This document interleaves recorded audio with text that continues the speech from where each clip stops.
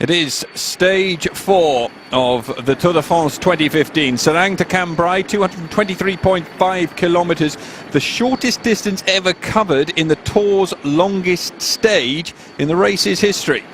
So let's take a look at the stage itself. And, well, as we all know, after the drama of yesterday, it shows very little sign of abating in a stage which goes onto the cobbles of the Hell of the North.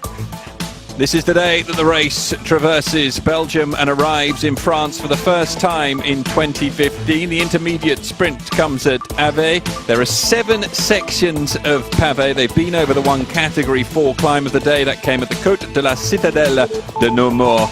It is 13 kilometres across the cobblestones in 7 different sections.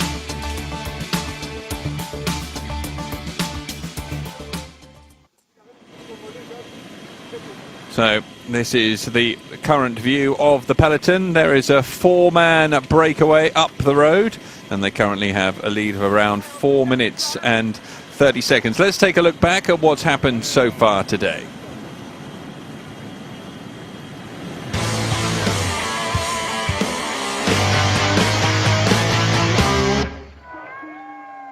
So here they are, rolling out of town. Yellow jersey on the back of Chris Froome for the first time in 2015, and immediately a breakaway formed between 4 riders. Vestra, Thomas de Hent, then Kemmener and Brun joining them as well, and they managed to forge an advantage which was particularly handsome at around 7.5 minutes at its best moment when they went across the climb of the Citadelle de Nemours. It was Thomas de Hent who took the 1 point on offer. So with them closing in on the first section of pavé, it's time to join our commentary team of Sean Kelly and Carlton Kirby. Thank you, John. Well, as you can see today, not many sharp shadows out there. A lot of riders with bandages today after the ardours of yesterday. Interesting to see Joaquim Rodriguez. He'd taken a fall on stage 2 in Zeeland, and indeed he threw his bandages away at the very last to beat Chris Froome across the line. Froome in yellow. That's something he's never ever given up once he's achieved it. And of the big 4, the Fab 4 as we've decided to call them, of the Fab 4, Chris Froome is the only man who's actually done the Paris-Roubaix, and part of that great race is mirrored here.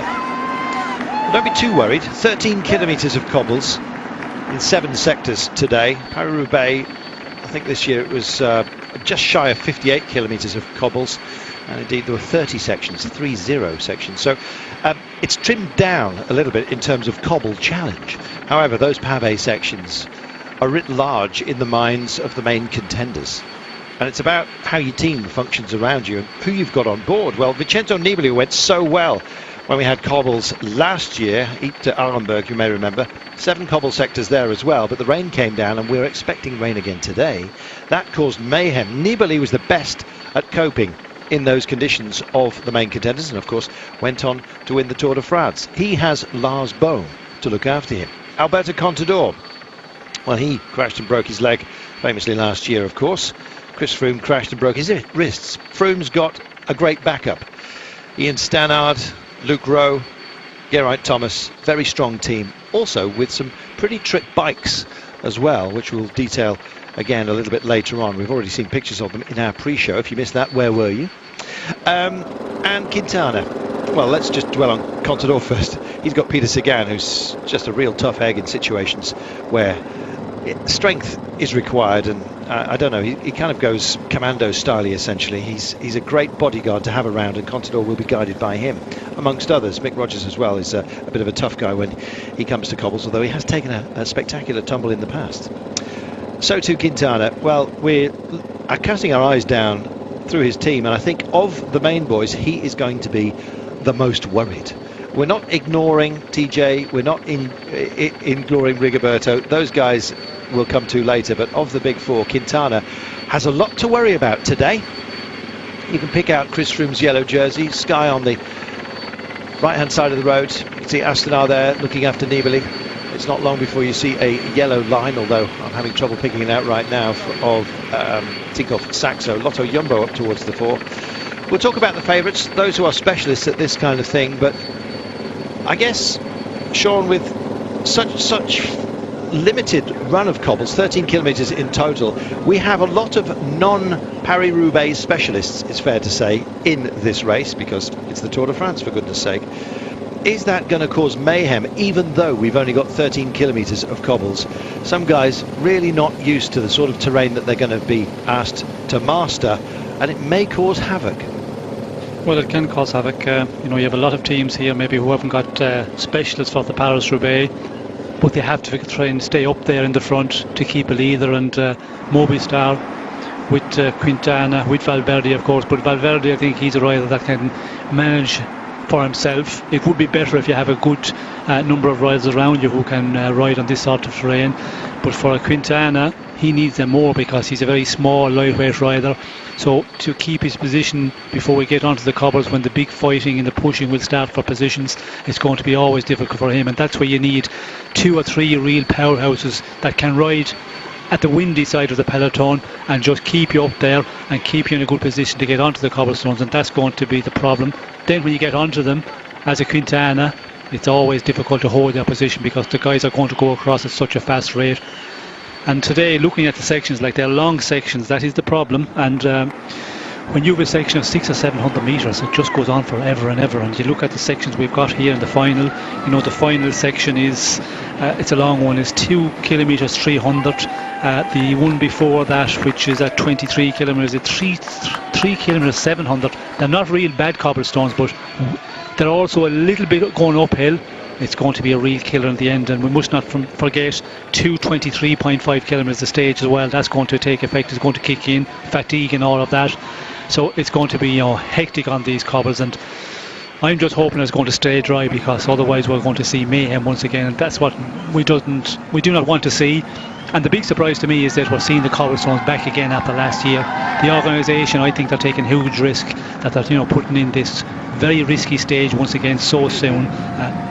Normally in the past you have a stage over the cobbles, then you give it 2 or 3 years without, but the Tour C last year, the organisation see that was such a good success, they're going for it again, and it could turn out real good, but it could turn out the wrong way as well. Well, at least the first section of Pavé is approaching right now, which is why the GC boys teams are up towards the 4. Noticeable absence just for the time being of Tinkoff Saxo. I don't know whether they're going to manage to get themselves into position, although you've seen some cobblage. Don't know where that came from. Some cobbles already. It was a very short section just outside a laundrette. We have got the first real sector coming up, and they're racing for it. Now, don't forget, last year Chris Froome fell on the day of the cobbles, but not on the cobbles themselves. It was the race towards the cobbles that caused his issue. So essentially, he fell because of the cobbles last year, rather than not on them. So Sean, pavé everywhere in this part of the world. Each of these cobblestones was actually cut by prisoners doing hard labour. It was part of punishment. If you ever got sentenced to hard labour, you had to cut these. Some guys are going to be really labouring today, and the work has already started. Yes, well, you know, this section is coming up. We see that the peloton is quite a long ways off, because what we're seeing at the moment is, you know, 128 kilometres, and that section is at 120, so it's a long ways out. But of course, they all want to keep position, and you know, teams starting to gather on the front, keeping their leaders up, and automatically that just pushes the pace up. We can see here, you know, Lampe and Merida moving up at the far side. Then you have teams coming up at the right hand side of our screen. We can see, you know, Movistar looking about to see where Quintana, where Valverde is sitting, and that's what it's all about here. And throw in a few islands in the middle of the road. Dangerous at the moment, even going at this rate. And although our helicopter here is causing some of the movement amongst the arborea, I can tell you that the wind is starting to blow. And when you come out of the protected areas, and if you mix wind with cobbles, it just adds another element. If we then get rain joining the fun as well, this could be absolute mayhem. Yesterday we had plenty of bumps and bruises and some fractures as well, I'm afraid to tell you. Cancellara, broken back in 2 places. He is suspected he might have to undergo surgery to correct that. It's the same 2 vertebrae, but broken on the other side. If you're wondering how that's possible, it's compression fractures, and it depends on how you bend, essentially. And he bent in a very nasty way on that crash yesterday. Tom Dumoulin's got shoulder problem. He is out as well. Daryl Impey hasn't started today. Simon Guerin's broken wrist. We understand Impey has a broken collarbone. Will Bonnet has a broken neck in 2 places and has undergone surgery to stop that becoming a risk of something far more serious. Very lucky to have got away with that. So 2 neck vertebrae cracked and open. It's just a dreadful scenario to have lost so many so early on, and not least the yellow jersey, of course. So let's just hope that everyone stays safe on the cobbles. Let's hear about them.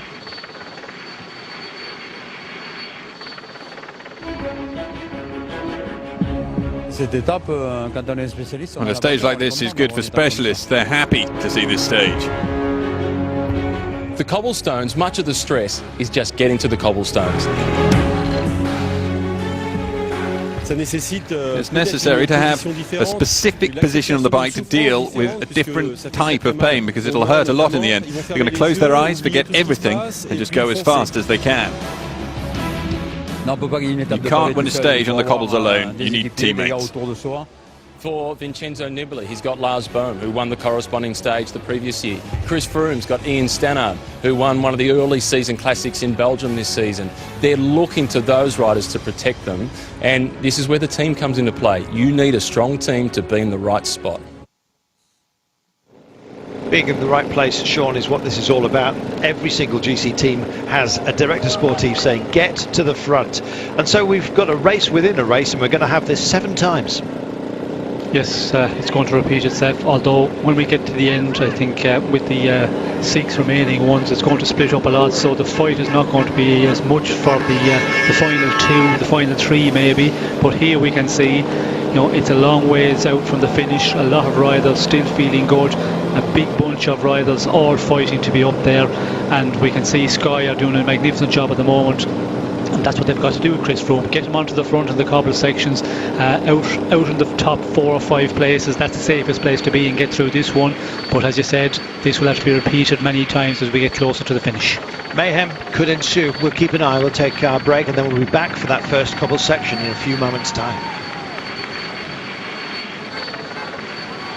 Welcome back, and boom, and we're not talking Lars, we're talking about a big split in the peloton, and the alarm bells are going off. A lot of work has had to be engaged right at the top of this day, well, before we even get to the first cobble section, and it is Giants that are in trouble, and Degenkolb is having to work his socks off, or at least his team are, to close the gap. We have 3 or 4 splits, Sean, on the change of pace. It seems that everyone has finally got up to the right cadence, and Degenkolb's boys have got back in, but writ large there is the danger they face. Well, it's not the place to be at all at this point, but again, I think on the cobble section, you know, they will race across it, but afterwards I reckon it will slow down, unless there's some of the big favourites missing out of it. That is always the danger, and that is why you have to, you know, make such an effort with your team to get onto this first section. It's a long ways before the finish. You cannot risk to sit back a bit further, because if there's a group of 30 or 40 riders come out at the other end of this first section of cobbles, and there is a big favourite missing, well then they could just go on all the way to the finish. So you cannot afford to risk that, and we can see there Giant. I'm not sure who missed it. You know, Barguil, he's probably, you know, the one who they need to protect in the general classification, because he's very much up there. So maybe he was a little bit far off. And there's, you know, there's riders back in the peloton that are going to leave the gap go there, and immediately it opens up 10-15 seconds very quickly, and you find yourself, you know, chasing and trying to close that one down. And we can see up front it's just full gas, as they say in biking. Yeah, full gas, but it was up to about 7 minutes, but it's now down to less than 2. It just shows you the pace that can be engaged by a charging pack, and really you're hung out to dry if you happen to be in a break. So let's quickly go through them then, shall we? Lou Wester from Astana, there he is at the back, took a stage in Catalonia, 32-year-old Dutchman. Thomas de Gent famously that stave, Jout de Stelvio, well, no real mountains to climb today, but hazards nonetheless for the Belgian. He's at Lotto Soudal, of course. We've got Kemeneur from Europcar also in the break for the second time of asking. He was in the break on day 2. And Freddy Brun of Breton Sèche Environmental, the 26-year-old Frenchman who went well. He was king of the mountains in the Limousin. Again, no hills today, but tests there are. I guess you ask the questions, and sometimes your teams respond almost immediately, but like clockwork, and good timing, I guess you might say, as well. Tinkoff Saxo have moved up the right-hand side of the road and joined the fun. We expected to see them where they are right now, and so it has proven. Wilco Kelderman just being tagged off the back here. Something of a surprise to see him slacking at this point. 125.1 kilometres to go, and it is under the 2-minute mark. What a pace we have engaged. Now look through those at the front and you'll see Tony Martin. He has a big ambition today, of course, with the absence of Fabian Cancellara on the start line, who has a broken back but is expected to recover fully, but it obviously will take some time. Well, he's up here, so is the Norwegian flag being worn on the back, of course, of Edvald Bosenhagen, another power rider, you might say. Possibly a bit too far for Bosenhagen in terms of distance, doesn't cope with huge distances, and we've got a big one today, longest stage of the race at 223.5 kilometres, and with those 7 cobbled sections. Tony Martin, I'm not sure how much support he will look for or expect, but he'll get it anyway. At least they'll be watching him. He's a powerful man who can drive through the sort of terrain that we've got, particularly if it's dry. There is Sagan looking up and just trying to keep aware. He's just the right-hand side of the yellow jersey of Chris Froome, wearing that with pride. Froome has raced Paris-Roubaix in the past. It was a long time ago, 2008 with Barlow World. Didn't finish. Started it. As a lot of riders in Paris-Roubaix take the start, go to Valenciennes, the first feed station, never actually see the cobblestones, but you know, starting doesn't mean a lot. But again, Froome, he's been out here training, he knows what he's got to do. I would be concerned for Chris Froome to hold on to the yellow. You mentioned Carlton, when he gets the yellow he's never lost it. I'm afraid of that one today. The big thing is that, you know, try and not lose anything to the other big favourites, and that's what all the favourites are thinking. All the favourites teams just try and you know, mark the favourites or stay with the favourites. But again, that is a big ask, and we did see Nibali last year. He was the one who pulled a big stroke, gained a lot of time. Vestra out in the breakaway, exactly the same situation from Astana last year. They sent Vestra into the breakaway. That is the tactic, and we can see 135. If they get over this section of cobbles and hold on to maybe, you know, 40-50 seconds in advantage, I think the breakaway 4 will be allowed to, you know, start pulling away again, because I reckon the peloton will slow down after this one. But it's getting very tight. 125. I'm afraid they're going to get too close that the breakaway will be swallowed up, if not before, on the cobble section itself. First cobble section is the Col de Goyle Piéton, the mouth of feet. Put your foot in your mouth. I'm not quite sure. Something we do regularly here. It's 1.8 kilometres in length. Gosh. Well, it comes at 120 kilometres from the line, so these guys are going to be there in less than 3 from now. You may well have seen some pavé, but that's just in town. That's just part of the town planner's idea of making it look a little bit more appealing. So we'll tell you when we get there.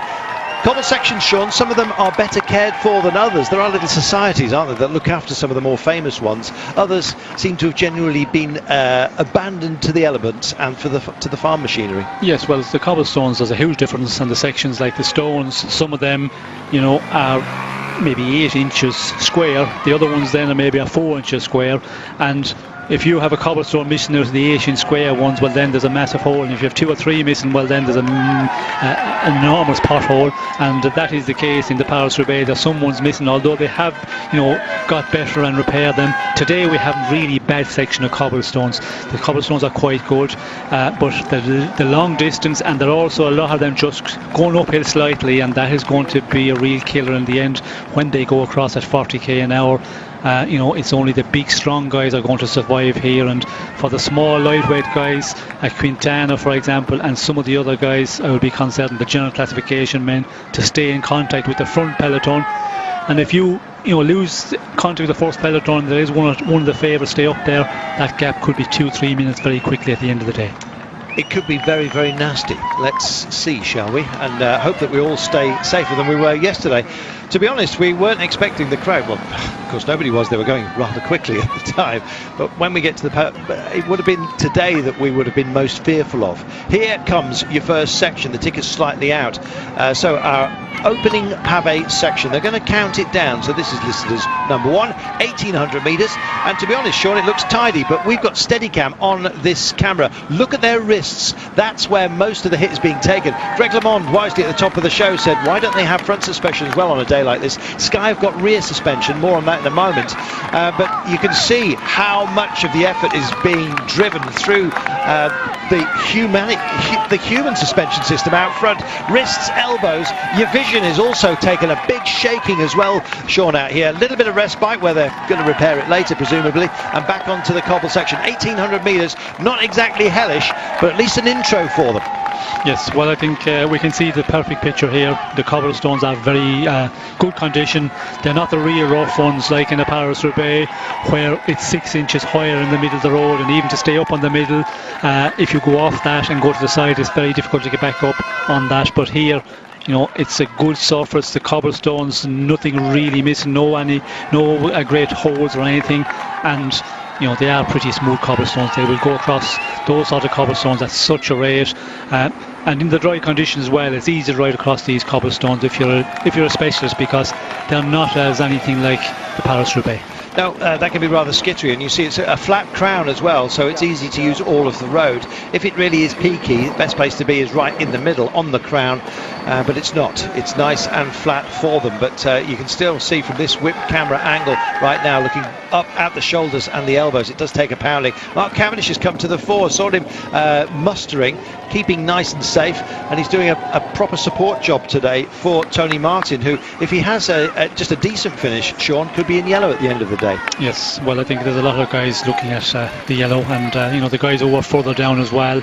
There's some of them, you know, Van Avermaet is very much up there. He's going to be thinking, well, if I can you know, get into a good move with guys who are further off in general classification, because look at the specialists for a Paris-Roubaix, the classic specialists, you know, there's a lot of them much further down. They will be going for stage victory, and a guy like Van Avermaet, if he can just, you know, get himself into that group of riders, well, then he could end up being yellow jersey at the end of the day. Wilco Kelderman was being a distance off the back. I said it was a surprise. It was in fact a technical. Couldn't see that he was in any particular kind of trouble, but it was a rear wheel puncture. That's been dealt with now. But with the pace that they've got here, as soon as you get tagged off, Sean, if you have any kind of incident, it's hard to get back in, especially if they're racing for another one of these dastardly sections. Well, when they're racing full on, it's always difficult to get back in. You know, on the normal roads, when they're racing full on, you have to make a big effort to get back in. On the cobbles, it's much more difficult and much more of a problem, because there's riders going to be losing contact. The cars are going to be held up for quite a while, so to get back in between the cars first of all, then the riders that are losing contact, that's something you don't want in the cobble sections, and you know, you try and avoid that. And riding over the real difficult cobbles, if you're a good specialist, well, you know, the mechanical problems, punctures and that, I think if you're the specialist, you can avoid all of that, because you're able to see where to ride, know how to ride, you know, and not pinch your tyre. That is the big thing on the cobbles. Like if you hit a little bit of a higher cobble or a little bit of a pothole, you can pinch the tyre very quickly, because they will be running with softer tyres today than the normal, and very easy to pinch. But a specialist, he's more comfortable on the cobblestones as well, and it's when you're on the limit, when you're suffering, that's when you can have mechanical and flats. Wider tyres as well occasionally, just to bridge over some of these gaps. We've seen the specialist bike at the top of the show, the Dogma machine, with the suspension at the rear, which will give a softer ride, at least for the seat area. See a lot of wheels being held up here. Anybody want a wheel? It's a common thing outside of each of the cobbled sections. If you pick up a puncture, just ride yourself through it, because it's hard to get service, Sean, in the middle of it. So you can often find riders just getting on with it and just grinding through the cobbled sections, getting their wheels where they know their engineers are waiting for them, because the cars aren't here, but plenty of guys holding wheels are, including Kellen Evans earlier on this season. I'm not sure whether he's still here for BMC, but that's what everyone's asking. I've got a wheel if you need it. Yes, well, all the teams, the riders will be aware that there's, you know, a personnel guy from the team at the end of the cobble, and if you do puncture and you continue on riding, that's what you always try and do. You know, on the normal road, but on the cobbles especially, you continue on to the end, and you know there's a team helper there with a wheel, and that's the reason the guys just are waving the wheels up to just let the riders know where they're positioned. Difficult terrain which could be made worse by rain. We will wait and see. This is again more cobbles, but not a declared section through Guy-les-Piétons. So gird yourselves, for goodness sake. There we are. We've dealt with the first cobbled section. You saw Andre Greipel coming up towards the fore. Mark Cavendish also staying safe, and at 86, so in 20 kilometres time, maths, 30 kilometres time, we'll be going through the sprint sections. The next cobbled area doesn't come until 46 kilometres from home. So that was the little intro for everybody and your good selves at home. We'll have chance to come to you on Twitter fairly shortly. It's at Carlton Kirby, CarltonKirby, or at JonoHB, so JONO, then _HB. And if you hashtag Home of Cycling, it'll go to the wider community. Debbie Hill's already with us from Down Under. She says, when is it expected to stay dry? Debbie, no. It's not, and you can see little spits and spats of rain already showing themselves on the camera lens. It's been like this most of the day as we pass by some of the giants that apparently protect the little villages round here from goodness only knows what, maybe bigger giants. Anyway, we'll be back after a short break, and then we'll have a chat with some of you on Twitter. Today's going to be dramatic, so just strap yourselves into your sofa and enjoy, because there's going to be a lot out there that aren't. Back in a moment. Welcome back. Alberto Contador is known to be a bit of an aficionado, let's put it that way, when it comes to tyres. He's very specific about the sort of tyres he likes to use, and it can vary in different sections of a course. Now, I've told you there's a big gap now until we get to cobbles again, and Contador has just changed his bike. Now, we don't believe that this is due to a puncture. There we are. Likewise, Oran can't see any puncture there at all, so he's changed the bike to make it more friendly now in the lead up to that, or in the gap, as it were. Next cobble section, 46 kilometres to go, and so naturally it means that these two expect them to be changing their bike again a little bit later on. No real hurry. We've had a big race into the first cobble sections.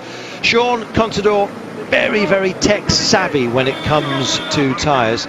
Actually, we'll just all join together, shall we? Welcome to the full Eurosport family. Welcome back, everybody. Contador has changed his bike. So has Rigoberto Oran. Contador is known to be a real stickler when it comes to tyres, widths, pressures, and indeed gauge, so thickness of the rubber. And he's changed his bike. That's because we've got a big long section now before the next series of pavé. That starts with 46 kilometres to go. Oran's done the same. Now, I think that's savvy stuff, Sean. Not necessarily a puncture. It didn't look like it on either of the bikes. Different profile to the rims. Clever. Well, I think it's a normal thing to do. We can see here the peloton is at the riding across the cobblestones at a pretty easy rate. There was a big fight to get onto them, and then when you get onto the cobbles, things settled down and came out at the other end there, and we could see the bike change. Rigoberto Oran, his bike looked like there was no flat tyre, so they've made the change, and of course they go from 27 mil tyres for the cobbles, but I don't know what 25 it'd be by far sufficient today, and they're using 25s all the time anyway now. It's not like years ago where they were using 23 mil, so they should be able to continue all the way. Of course, the profile of the rims, that could be something as well, but it looked like Rigoberto Oran, he had higher profile rims on the bike that he that he got off of than he got onto. So I'm not sure what the problem was there. Maybe they might have had a little bit of a problem on the cobbles, and you can easily damage a wheel as well if you hit a stone which is a little bit higher or something. Well, then you could have a little bit of a dent in your rim. So it's maybe just a coincidence that the two favourites had the same thing. For the riders, no major issues yet. That was live from Radio Tour. There we are, Radio Tour very briefly. No major issues yet. We knew there were no major issues, which is why we bridged that one. But next time, if we have anybody on board the car, when we get our audio link, we'll have a listen in. But no major issues for anybody. Bike changes for Oran and Contador, and they're easing their way back up, and the pace has eased as well. And all of a sudden, the breakaway have some, well, heart, let's put it that way, as if they hadn't had any to form the break in the first place. There's Vincenzo Nibali, Sean, Italian champion, picked up the champion's jersey just ahead of last year's Tour de France, went into it, and to my mind, won the damn thing when it came to the damned cobbles. Yes, well, he had a dream run through the cobble stage last year, and he will be hoping again that he can do the same, take some time from the other big favourites, but it doesn't work like that every year. And when you look at the top general classification men, he's probably the most skilled rider on the cobbles, so it will be interesting to see in the final. What we've seen here is just a taste of what's to come, and the nervousness we can see is just slowing down here. Everything is back in order, and the breakaway is going to pull out a big advantage again, and that's going to be the important thing. How much will they allow the breakaway to get now? There is Sagan. Could be a choice, especially if he gets Grizzly. He's a big powerhouse, but he's on duty today, I guess you might say, and that's to look after Alberto Contador. Not Contador's favoured terrain. He's already trying to manage the situation with changing his bike and the profile of the tyres he's using. Juan Antonio Fletcher has his Juans to watch. Too many H's there. Here he comes.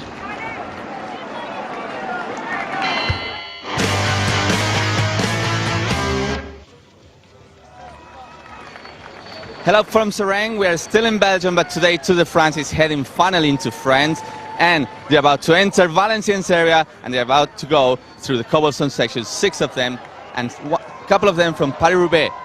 It's a very important stage for the teams, very important stage for the riders. That's why they've been getting ready for the stage, checking the course and also the equipment, bikes and specialists. If we have to talk about specialists, we really have to talk and watch about Sepp Van Marke and his Lotto Jumbo team. We have to think about ethics with Tony Martin still missing that yellow jersey. He's probably today going to try. He's got next to him Zdenek Stibar, cobblestone, still a young guy, but specialist. He can ride his bike perfectly on the cobblestones. Alberto Contador has Peter Sagan with him, Daniele Benatti as a specialist, and Team Sky, probably, in my opinion, the strongest team in strength in numbers for today's stage, together with Ian Stannard, Luke Rowe and Geraint Thomas. They will perfectly protect Chris Froome, which is yellow jersey in Tour de France at the moment. There you go. The ones to watch.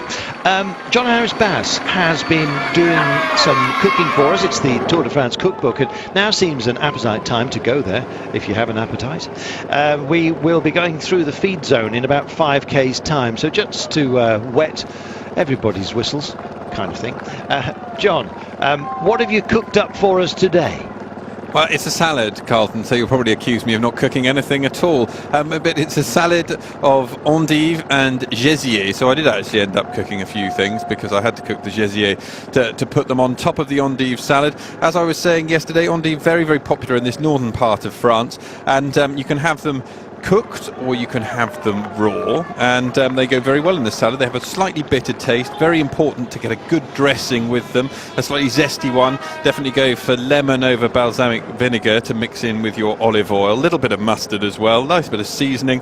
Put your gésier on top of aforementioned salad and serve with what I had last night, which was a very nice cooled Côte de Provence and a baguette, which went down beautifully in the sunshine on my balcony. Côte de Provence, so you went rosé? I went rosé, yes I did last night. Just it's rosé weather in Paris at the moment. I don't think it is so much in northern France. I don't mind a bit of bottle of Côte de Provence myself, especially as it comes in sometimes sub €3 in the supermarkets. That being a very important factor with any wine. Indeed. In my book. Yeah, well, I know, Carlton. Just depends on it's quality or quantity, and I think Yes. with you it's quantity, isn't it? But I just wanted to just to make sure that you're not. So everyone, it was a relaxed meal last night. I've been up this morning. I've been marinating plums. I have been pureeing meat and putting it together and marinating that as well, because I'm making a pate for tomorrow. So that's going to be involving a little more time in the kitchen, including 12 hours of marinating time. Gosh, marinating plums. John Harris-Bass, mixing cuisine in his private life. We are looking forward to that, especially the pictures. If you go onto Twitter at Jono_HB, so JONO_HB, you will find the picture of his salad from yesterday in our Tour de France cookbook. I've also retweeted it myself. So every day, Jono will be bringing us food and wine from the tour. Well worth dropping in and having a look. I think he's going to assemble it into a book proper at the end of this. Woo!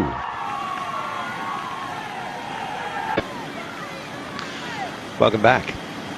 Just look at the vista today. You see long and deep into the horizon.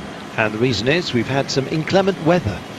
Nothing too serious, but if it does blow up later on, it's going to cause havoc. When you get to cobbled sections, the pavé, if there are any cobbles missing, they fill with water, the void obviously. It can look like a puddle. Those who know how to race in this part of the world never trust a puddle, because it can turn out to be a chasm and you can get a pinch puncture on the other side of it when you crash into the rim, and it is not nice at all. Sean, we've seen some spectacular crashes during the likes of the Paris-Roubaix. Today, we're going to talk to Chris Froome first, so we'll come to Sean in a few moments' time about the dangers therein of the cobbled sections. But the rain certainly will be a factor. Let's talk to a man who possibly starts with quite a few nerves. Looking at Tekla Hamanot at the moment, just beaming back to base. We'll do the same, but it's Froome we're talking to. Good luck. Hi, Chris. You look very happy today in yellow, especially for Dave was talking about yesterday about how important it is to position the guy today before the cobblestones. Yeah, I mean, positioning today is everything, as you know. I mean, it's all about the fight for the cobbles, and then on the cobbles actually being able to hold that position and get through the best way possible, not have any bad luck. Good luck for today. Thanks a lot, man. Thank you, guys. Chris, there are. It's about luck. It's absolutely that, Sean, but the absolute specialists and some of those who race in the low countries where the weather can be a bit challenging and they practice on these cobbles almost as a matter of course and indeed choice. For them, even knowing how to fall is a factor.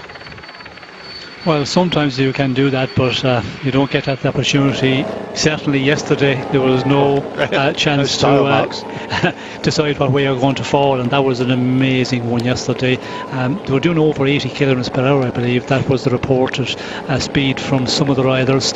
Actually, there were some of the riders further back and they just blocked the back brake, skidded their tyre along the road, and their tyre burst. That just tells how long they were just, the breakage was, the brakes were, the rear wheel was blocked, and you could see the boys coming in there, the rate the boys were coming in, it was just scary. And I think, when you look at the lamppost there, it was just a stroke of luck. They were a little bit further away from it. If it happened, 5 or 6 meters further on, well, then there'd be a lot of riders who would have really creamed themselves off of that. And it was a big one, and unfortunately we lost some riders, but yes, I think on the Paris-Roubaix route over the cobblestones, as a good rider over that sort of terrain, you can make a look as well.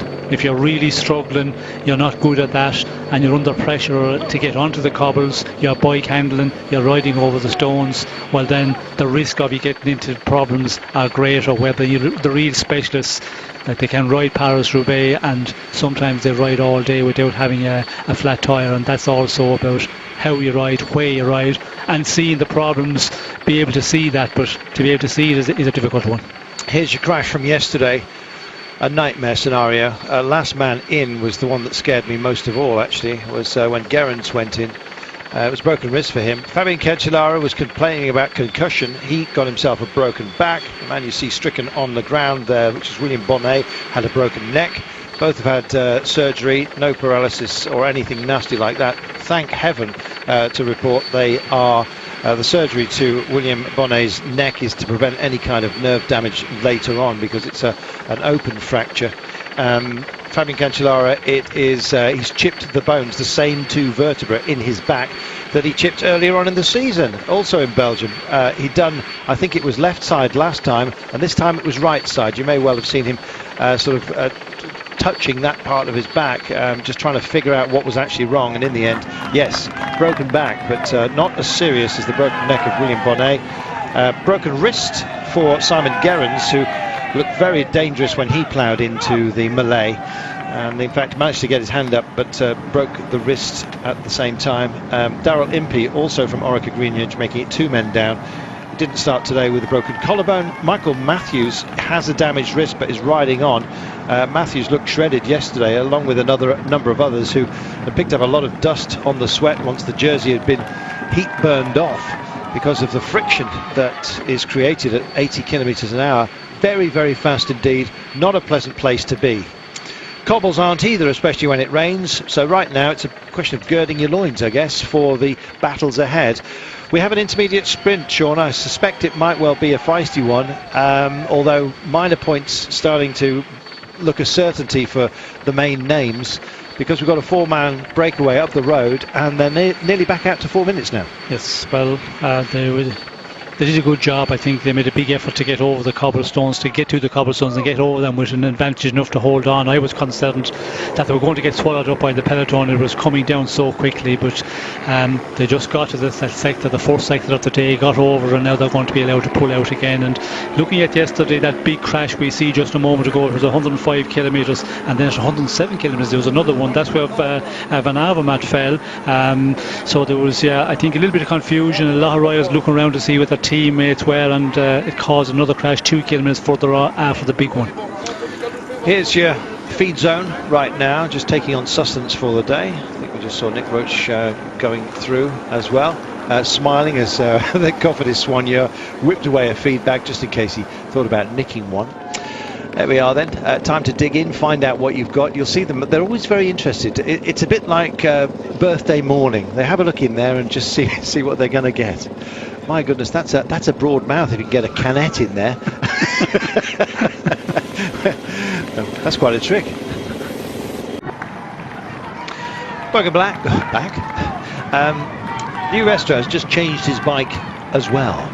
So plan A for Astana, which is to put a man up the road and significantly put New Restra up the road and act as a foil. Nibali to be cared for later on. Lars Bohm will be piloting Nibali. Soon we're going to be joined by our British commentators in a few moments' time. In the meantime, some of you may have noticed that Sky are using some different bikes out there today. They've got rear suspension. So we're going to have a look at them.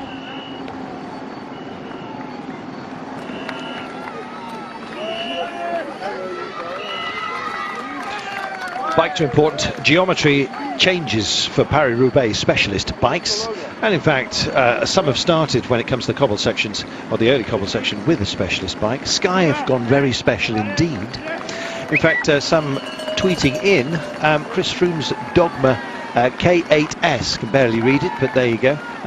Some hashtag Ali Team Sky is all I can see. I think this was Team Sky themselves. They're trying to describe the bike, but graphically that's not overly clear. What I can tell you is that it has some rear suspension, and Juan Antonio went to have a look at the bikes a little bit earlier on and had a play on one himself. He wasn't allowed to ride for that long, but nonetheless it was enough for him to gauge some kind of sense of the extra comfort that it offers up. Thanks for all of your tweets, by the way. Anthony Harris says, with most GC teams on duty today, I think he means looking after their principals, of course, could Greipel be a dark horse? Well, he went reasonably well in Flanders this year, did Greipel, sort of a way of preparing himself for this. Greipel is quite a guy. He climbs well for a fast man. He can take on the cobbles as well. If it does come to him being in the frame late on, somebody like Paolini as well, with an uphill ramp sprint, he might be a feature.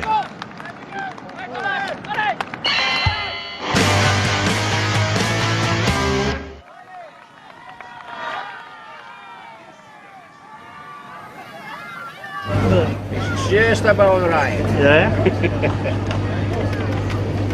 We have a very innovative and very new thing in Strength, which is this suspension specifically made for cobblestones. This bike is not just aerodynamics, so they're also blending aerodynamics frame with a very comfortable thing, which is this suspension, this elastomer. But specifically, what is new here and what riders really appreciate, we were just talking with Ian Stannard, cobblestone specialist for Team Sky, how good this is making a specific setup for each rider depending how much you weight and how the cobblestones are. Up to him, he just said that this bike is really making a big difference. He said actually, Fletch, I would have loved to ride this bike. This bike is apparently you don't feel much the cobblestone, so it's giving a lot of safeness, a lot of security for the rider, especially a lot of comfort. That's what you need on the cobblestone. A lot of traction in the rear end. But again, this is what I really like. You can really adjust the suspension here depending on the rider's weight and the rider's way of riding and pedaling. So who knows? We probably see some riders using this bike on some Pyrenees stages where the asphalt is not that good, when they want to have a little bit more of comfort and very downhill skills if you're not a good climber. So it's very interesting and very good to see. Thank you very much. Good to see indeed, and check this out as well. He's not finished with us.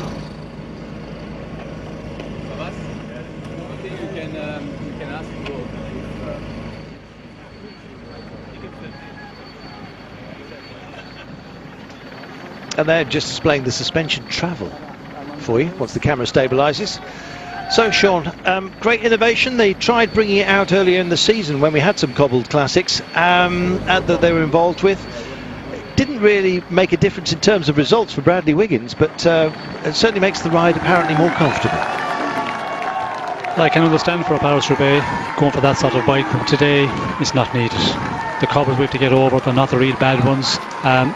So I don't think the advantage is great. Antonio Fletcher, he should get a job with some of the bike manufacturers because he's able to give a great spiel. He's doing it very well, but you look at the specialists, Degenkolb, Van Avermaet, all of those guys, I think they will start with the standard bike today.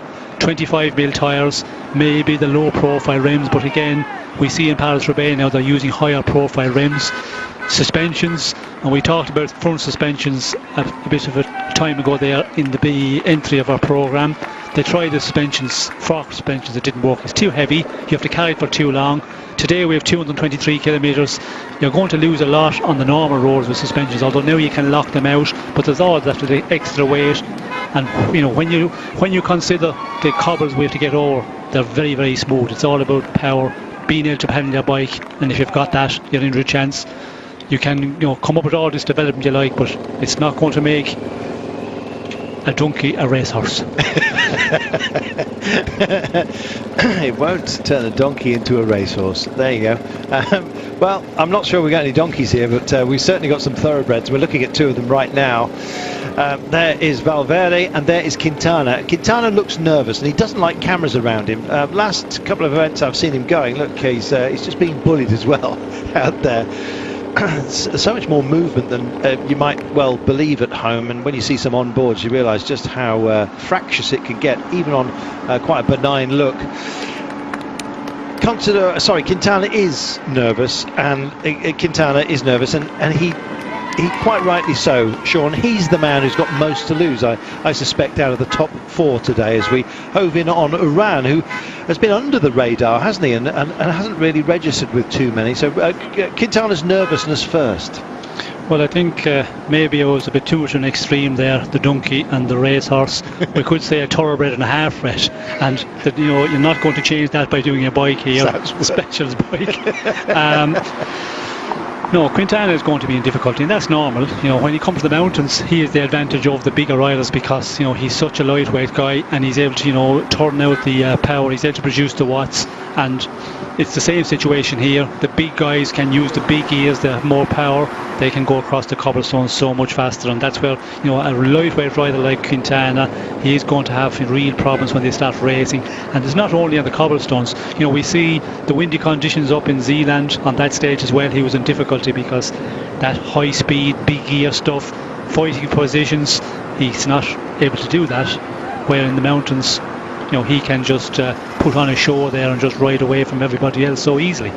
Let's talk about some of those that are a bit slightly under the radar that are running rather well. Warren Barguil's going very well, isn't he? Yes, well, I think anybody is in the position. If you look at Barguil, for example, he's only at 107. It's a great place to be in after the days of being through, and if he can get through today, pretty close to that, well, he will be, more than happy, and that is what the riders will be looking at for the general classification. And right for the guys who are going to win the race outright, the podium, the top 3, then the top 10 in general classification, anybody can stay up real close in the in that hunt. Well, then with these days, because those guys are the guys who are going to struggle on the train we've had in the last days and the train we're going to have in the final today. So it's just about getting through those first days without losing anything major. Just about 9 kilometres to go until the intermediate sprint, the only one of the day, and I expect to see some of the fast men come up towards the fore. Giant doing a little bit of pushing on at the moment, and that'll be to help Degenkolb get himself into position. He's hunting down that green jersey. It's worn by Andre Greipel, who will also be up there, and so will Mark Cavendish, you can be almost certain. So we're going to take ourselves a break in a short while, and then we'll come back ahead of that intermediate sprint. In the meantime, the Abbey de Bonne Espérance, a lovely experience apparently this, John. Absolutely is. The Abbey of Good Hope, and one of the things that they do here is that they make a particularly good beer, which I thought would interest Sean after what he was talking about the other day. They make beer, cheese, pate and bread here, but the beer itself is made by being boiled over a naked flame, which licks the outer walls of the copper vat, hence its attractive copper hue, and it's a dry hopping beer, bottled warm as well. And then their cheese made from unpasteurised cow's milk, and they have a traditional pate made from pork liver and meat, spices, salt, and the Bonne Espérance beer just put in for good measure. And they also make a very nice brown bread, so it's a particularly famous abbey here that makes it all of its own things, and it's had an abbey on this site since 1127, the priory bought by Renaud, the lord of Croix-les-Rouvois, who donated part of his estate to Hugues de Fosse back then. So there's a little bit of history about it, and some of the produce that they make as well. So basically a rich man buying himself a place in heaven by establishing a gang to pray for him every day. Exactly. And good for him. He's probably, I'm sure he's up there in the firmament right now while they continue their bottling activities down on planet Earth. Shame we're sitting here at the finish line. Otherwise we'd have dropped in for a tipple. Thank you, John. 94.6 kilometres to go, 2 minutes and 20 is the gap. Hey, we've got Mark Reef from Giant, Team Giant, and we're going to be having a little bit of an audio insert and getting his thoughts as we come into Estigne at the moment. Well, there is Cannondale Garmin. Now, a long shot for today is Dylan van Baal. To be honest, I don't think there's enough cobbles for him, and I don't think it's going to be wet enough. So he'd like a full combination of all of those things. But he's a good young lad, and he can go very well. I thought he was going to go very well in Flanders, but that didn't happen. So I'm hoping he goes well again today. We'll see. Extraordinarily long odds, which makes me believe that maybe other people know more than I do. But nonetheless, watch out for Dylan. See if he manages to get up there. That would be great. I'm looking for some of the power men as well, the likes of Paolini. He will be on duty, unfortunately, Paolini, because Joaquin Rodriguez, who's now in the polka dot jersey after winning yesterday's stage, is kind of cock-a-hoop and also very pleased to be only 2 minutes down overall. So Team Giant still chomping at the bit to have a chat with us while the team feed up, as you can see. And they've got some options today. Warren Barguil is their GC contender, although team principal is John Degenkolb, and I suspect John Degenkolb would like to have a go at the end of the day. In fact, he's the out-and-out favourite for victory, because once we've dealt with the last cobbled section, we've got quite some time, about 13 kilometres, for the quick men to come to the fore and then go for it, and it is an uphill drag at the end, as you will see today. So a lot at stake. Let's hear from Giant, shall we? We're joined by Mark Reef, the sports director with the Giant Alpecin team. Mark, there's a lot at play for you guys today with John Degenkolb, one of the favourites. What's the strategy from here in contending with the other general classification riders? The general classification riders are not really wanting to have that many stress, and for us it's at this moment a good situation. We're having 4 guys in front. The time gap is now around 3 minutes and 20 seconds. And yeah, at this moment we're also leading the chase to have control, and then we're going to the next sections that will come up in about 40 kilometers, and yeah, I think everything is under control now. Positioning will be really important again when we are going to the next sections, and yeah, I think that we showed in Paris-Roubaix, for example, that we are really good in that. So I'm really confident in a good result for us today. There we are. Thinking of the wider picture, of course, most of these teams are doing just that. BMC getting themselves nicely into position. It's the sort of day that Gilbert may have had a go at. TJ Van Garderen is their principal and looking very good indeed. If he can get through today, then TJ, who's one of Sean's tips for the podium, by the way, and he's holding up rather well, TJ Van Garderen, Sean. Yes, another one of the general classification who is getting a good first couple of days in this tour. Very much at the fore, and yes, they have been doing a big job. We could see there on the stage, Utrecht to Zealand, BMC. They were really looking after TJ Van Garderen, and they had a big number of riders up in that front echelon right to the very end, and they looked after them very well. Got through yesterday in really good shape. And they'll be hoping today, if they get to the finish today, well, they will be certainly thinking big things for TJ Van Garderen in the general classification, and that goes for all the general classification men, team directors. They'll be looking at the situation, the general classification this evening, see what the position is, and they will be all hoping that yes, they're up there very much in a fighting position. There we go. We're going to take ourselves a commercial break in just a short while. Chris Froome just adjusting himself, making himself more comfortable for a bit of a tap for the time being. We'll be back with the sprint in a moment. Thanks for all of your company on Twitter, by the way. Your thoughts, compliments and indeed questions more than appreciated. We'll get to as many as we can.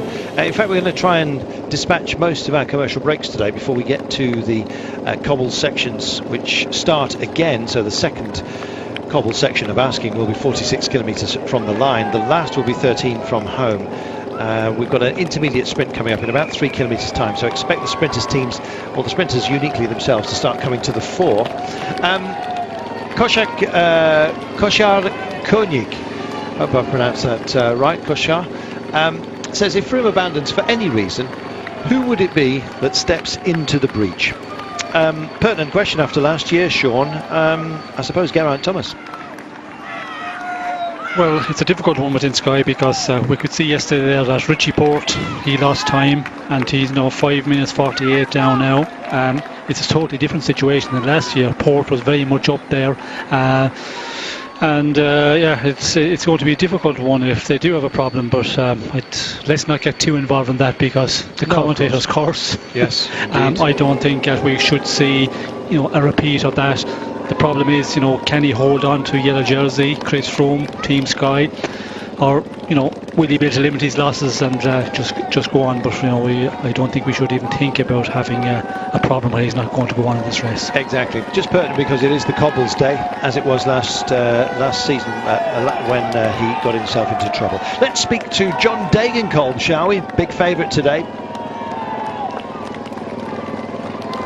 The winner of Paris-Roubaix and Milan-San Remo this year, we are with John Degenkolb, of course, here before the start of this Tour de France. John, today on the paper you are a big favorite for the stage. How do you see it? The people say I'm a big favorite, so but yeah, I'm really relaxed, and I'm going into the stage, of course, with big plans, and I want to make a good result. But in the end, a stage like today and Roubaix is completely different, and it's going to be so nervous was so hectic, and I really hope I can stay on the bike till the pavé is starting, and yeah, then let's see. Everything is possible from this moment on, I think. How different can be a stage like this in the Tour de France than the real Paris-Roubaix to the audience to understand? Because you have the favorites also, and the strategy can change a little bit. Yeah, it definitely changes the whole perspective, the whole character of the race, and many normal favorites have to protect their GC contenders, and yeah, all the GC contenders want to stay in front, that they don't lose time, and it's going to be war like yesterday, and nobody want to lose one position, and yeah, there will be also a lot of crashes, I guess. And the main contenders for today?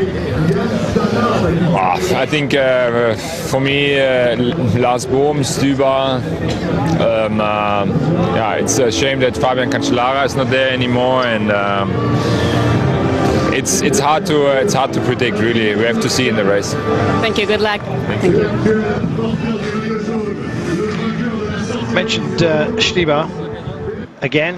Zdeněk Stibar's had some bad luck when it comes to cobbles. I remember he was taken out by a photographer, I think it was, in 2012, when he had a big option on the Paris-Roubaix. But there are plenty of other specialists, Sean, who are here that have got a big chance of glory today. Well, there's a huge number of riders capable of winning here, and again, you know, with the question to John Degenkolb, he's the big favourite. It's not Paris-Roubaix. It's more difficult for Degenkolb to win here than winning a Paris-Roubaix, because, you know, with 53 kilometres of cobbles roughly, real difficult sections where here there's so many riders going to get across, and, you know, Lars Bohm, last year's winner, I think he's going to be, you know, on team duty looking after Nibali. The same goes for Luke Rowe, who was 9th in Paris-Roubaix this year. You know, he's capable of winning here. Stannard as well. Those guys are going to be looking after Chris Froome, so, you know, their chances. And then you go down to the list, you know, there's a Sagan, there's Tony Galopin, Van Avermaet. I think he will be allowed a free hand with BMC to go for stage victory, and he's also up in the general classification. Don Degenkolb, Christoph, and then you look at Ethics Quickstep, a stack of riders there capable of winning. So they've decided that they are going to skirmish for this, and they've decided, our breakaway men, to have some fun with us right now, and it's Thomas de Gent that's decided that the points are well worth having. So he comes towards this intermediate sprint. The points will extend further back, Sean, and I suspect we'll see a little bit of action from the main body of the peloton as well. Well, yes. Thank God we have a sprint.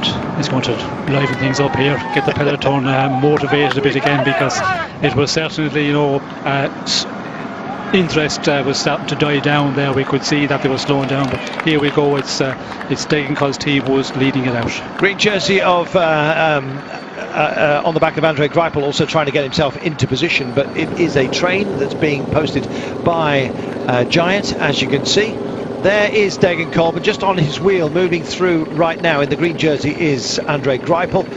And as you can see, also mixing it up, Europcar here right now. But I think this might well just turn out to be a battle between Greipel and Degenkolb. Mark Cavendish is also up and interested, as you can see. He's got his lead-out man just in front of him, and just seeing that Peter Sagan is on Mark Cavendish's back wheel as well. Sagan wearing the yellow helmet. They've still got some way to go. It's a long push, this one, and Degenkolb looks like he's going to have to do this on his own. Greipel there in P4 at the moment. Here comes Mark Cavendish being guided in beautifully. Mark Cavendish with Sagan, and that yellow and red helmet just behind him, so keeping tabs. Lots of looking over shoulders at the moment.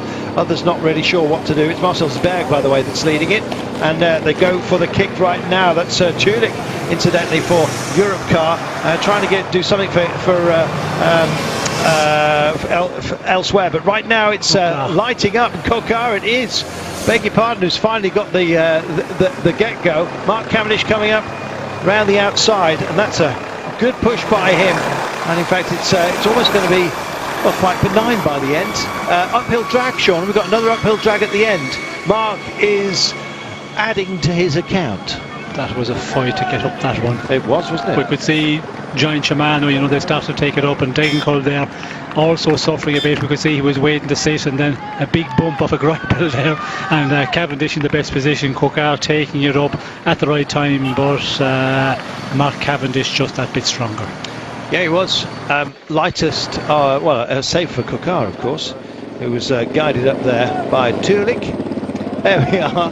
Do you fancy going in a breakaway, boys? Should we do a bit of work together? Sagan having a joke there. Come on. Let's go for it. Greipel taking it seriously. Doesn't really get sarcasm. And said, you must be joking. Well, look at this. Do you fancy going in a breakaway, boys? Gav looks away in disdain. And then watch Sagan's face right now. Watch this. Fantastic. There you go. Bit of banter between the quick men. There'll be it'll be daggers drawn later though. And when you're in oxygen death, as Greipel seemed to be there, Sagan starts to play a bit, not going down well with Greipel. Yeah, sense of humour has just been put to one side with Greipel. Welcome back. Just over 83 kilometres to go, and it's 2 minutes to the breakaway. Don't worry, that's not Sagan. He's decided to get sensible. Peter Sagan, you know, he's looking in relaxed mood. I think after all the pressure that was on him at the top of the season, Sean, when Mr. Tinkoff started issuing veiled threats about pay cuts and things like that. And he said the only problem is he's got a contract. It's going to be hard to do it. But he wanted to punish him, or at least wake him up. Well, he woke up in California, Sagan, and ever since then he's really been... he's been in a different mood, it seems, more relaxed and prepared to accept his fate as a marked man whenever the green jersey comes, as you were. Yes, well, I think Sagan, he is that character. You know, he just likes to joke with the riders. We could see there when you make a sprint like that, and immediately he starts, you know, to have a joke with the other riders, wanting to ride around. We're just talking about Peter Sagan, Sean. He's a great character, isn't he? Yes. Well, we could see there, the way he was carrying on just after the sprint. Nice to see, and the other riders, after making such an effort, you know, they weren't taking it at all.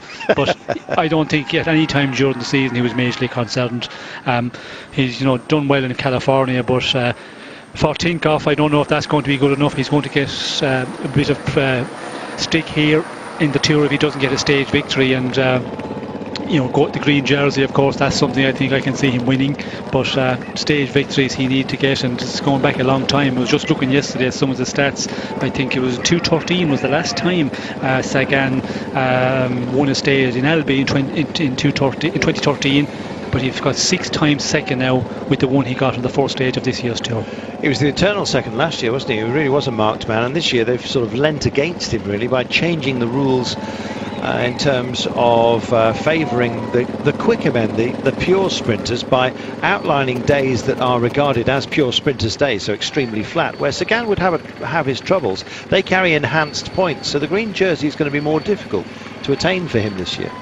Well, it needs to be more difficult, because last year after 3 or 4 days the green jersey competition was over, and that really, you know, it was a non-interesting jersey really. You know, this year the Tour came up with this idea of changing, and it is going to be a little bit more difficult. But again, you know, Sagan, we see intermediate sprints, he always just hangs in there, makes the sprint, get a few points at the end of the day as well. He will be open the stages, although yesterday I was surprised he was a bit further off. I was expecting to be closer, but of course the steepness of Moor de Huy, he's just not able to make it, but he's always there. Then we'll get the stages where it's the undulating stages, medium mountain stages, and that's where he can go for stage victory. Or if not, he will pick up a lot of points where the other sprinters will not, in the immediate sprints and also on the finish line. So I think it's still advantage to Sagan, and that's because he's such a talent. He can do it all. Well, he nearly did it on stage 2 in New Zealand, of course. Second behind Greipel, beat Cancellara, who's going strongly in the wet. Mark Cavendish, famously, of course. So yeah, he is turning himself back into a quicker man, I guess you might say, but he's so powerful as well. I think he's got a good option today. I think if he can get himself over the cobbles, don't be surprised if Sagan on that uphill drag towards the end of today. It's a proper drag, isn't it, to finish today? Yes, it is a difficult run in, and technical as well. You know, at the kilometre to go, it's coming downhill, and there's a little bit of a cobble section, not on the corner, luckily enough, because if it was wet in the end, it would be a very, very dangerous run in. But when you look at the names, and as we were looking earlier, a problem here for some of the riders, some going down. Yeah, a little touch of wheels on a compression. I can't see anybody else staying on the deck, but it's about the technicals, I'm afraid. So get yourselves sorted out as quickly as you possibly can. Yes. Pinziato, a bigger one, Sammy Sanchez it was. You're absolutely right, just getting himself sorted out. Dosed. Was it? Looked like this. There we are. So you've got to take care. I think it's potentially it may well be the street furniture which has had an impact here, I'm afraid. -1. No great push on for the time being because we have some time now before we get to that intermediate sprint.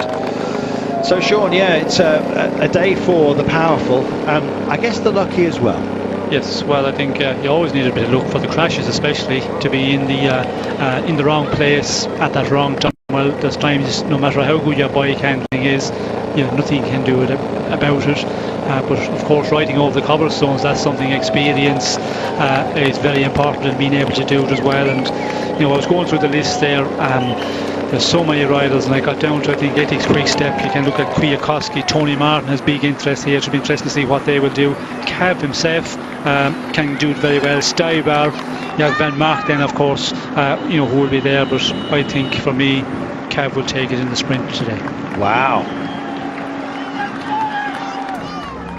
Well, last year's stage across the cobbles proved to be one of the most critical of the race.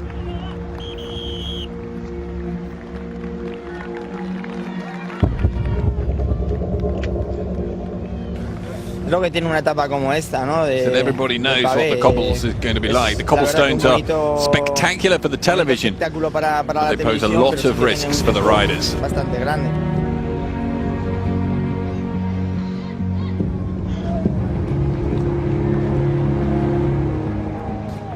In the beginning, I was very nervous because I'd never raced on the cobbles. I didn't know what to expect. Looking at the maillot jaune of Nibali, he's doing all right at the moment down there. Tador va perdre du temps s'il continue comme ça, on le voit, il est tétanisé là sur les pavés. Pierrot Nibali, who looked to be struggling on the cobblestones, is now taking the race on. He's trying to hang on here to an absolutely rampant Lars Bohm.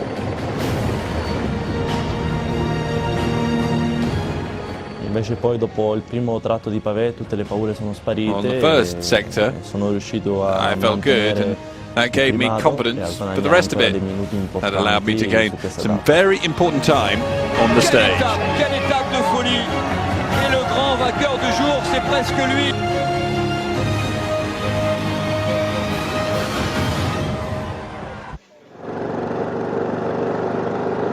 There we are. Nightmare last year. The rain's held off so far and it has abated. We had a few little spits and spots earlier on.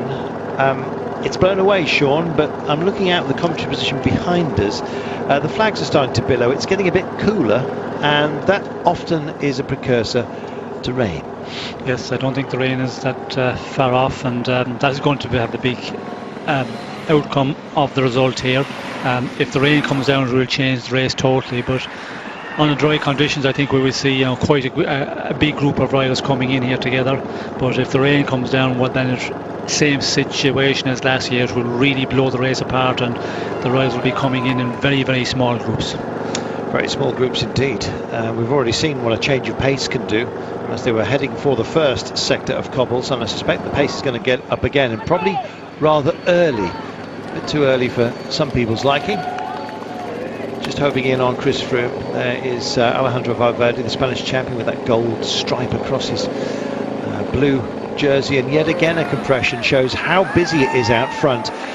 If all the teams are in line, Sean, out front, you're going to get Squozen at any point. Even a little bridge like that is a nip too much for some. Yes, well, you can see there, the peloton is lined out, but still at the rear there. When they're grouped together a little bit, slow down, and that's where you can see problems occurring. Bugger back, still 4 riders up the road. The gap 2 minutes and 26, and they'll be reasonably happy with that, I suspect, but I think they're destined, unfortunately, to have their wings clipped today as we head for the second series of pavé, which will throw itself up with 46 kilometres to go, so in about 30. Well, Movistar up towards the 4, and we have Eusebio Unzue coming up for you in a few moments' time.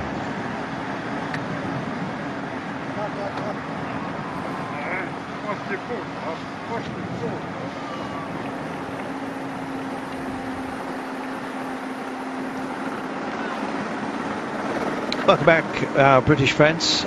Eusebio Unzue is coming up fairly shortly to have a chat about Movistar. Quintana grew up riding the worst roads imaginable, says Matthew.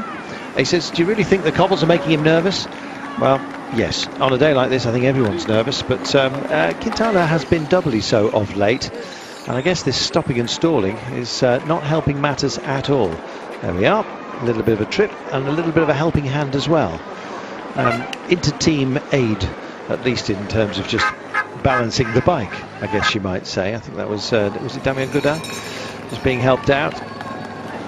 Indeed, it was Vaugrenard was waiting to be helped back in. Bike change for him coming up right now, and it's Jeremy Waugh who's going to be helping him to get back up to speed.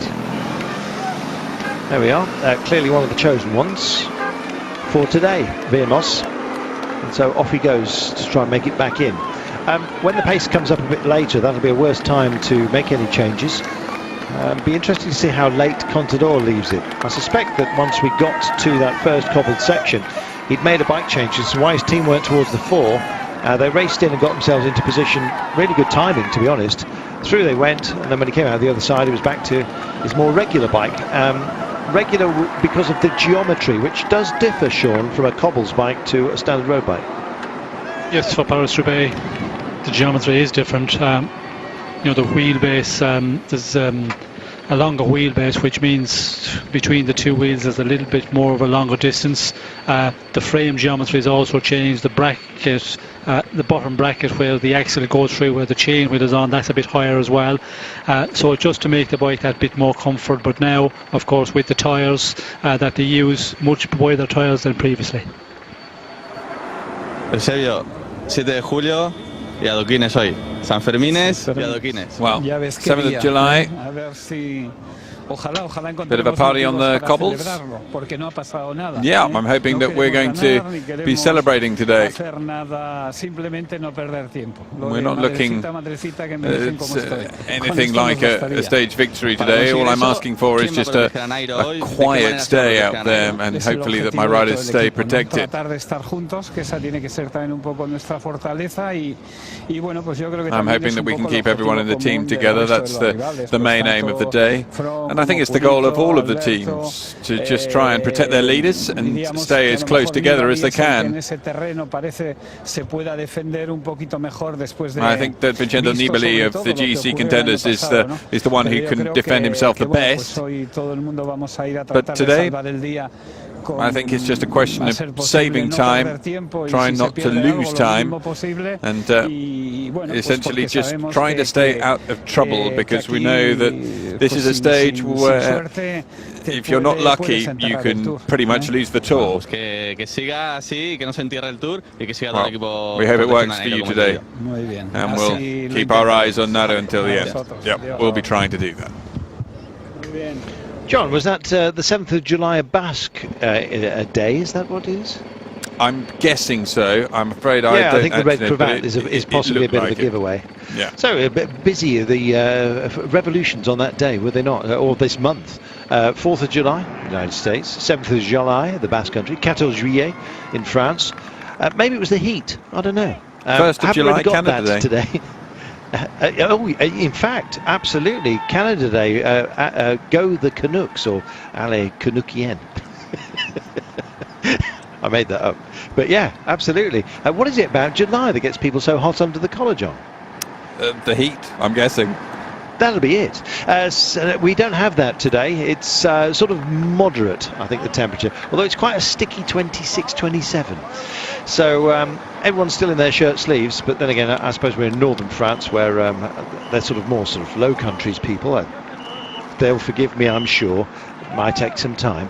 The wind's blowing up, which is an indication that there are storm clouds around. And as you can see from that sort of leaden look to the sky in this far distance, once the camera retina just adjusts itself, you'll find that there is some nasty looking clouds knocking around, and they can provide even a light dusting of rain on a dry and sometimes greasy surface. And as you can see with the brown stripes down the middle of the road, a lot of agricultural vehicles in this part of the world, it is wet a lot here, which is why it's still so very green. As we get further down towards France, the land generally tends to look a bit more scorched. In fact, when we get to really hot areas, the earth itself has a terracotta look because it's been cooked essentially over the years.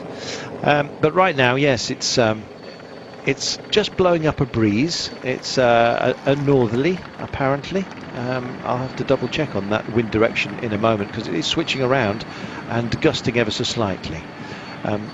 Bobbling balloons we've got as proof of it. It's not very scientific, but we'll take it. Just 3 minutes now is the gap, and it's a bit of an amble, Sean, and I guess they will.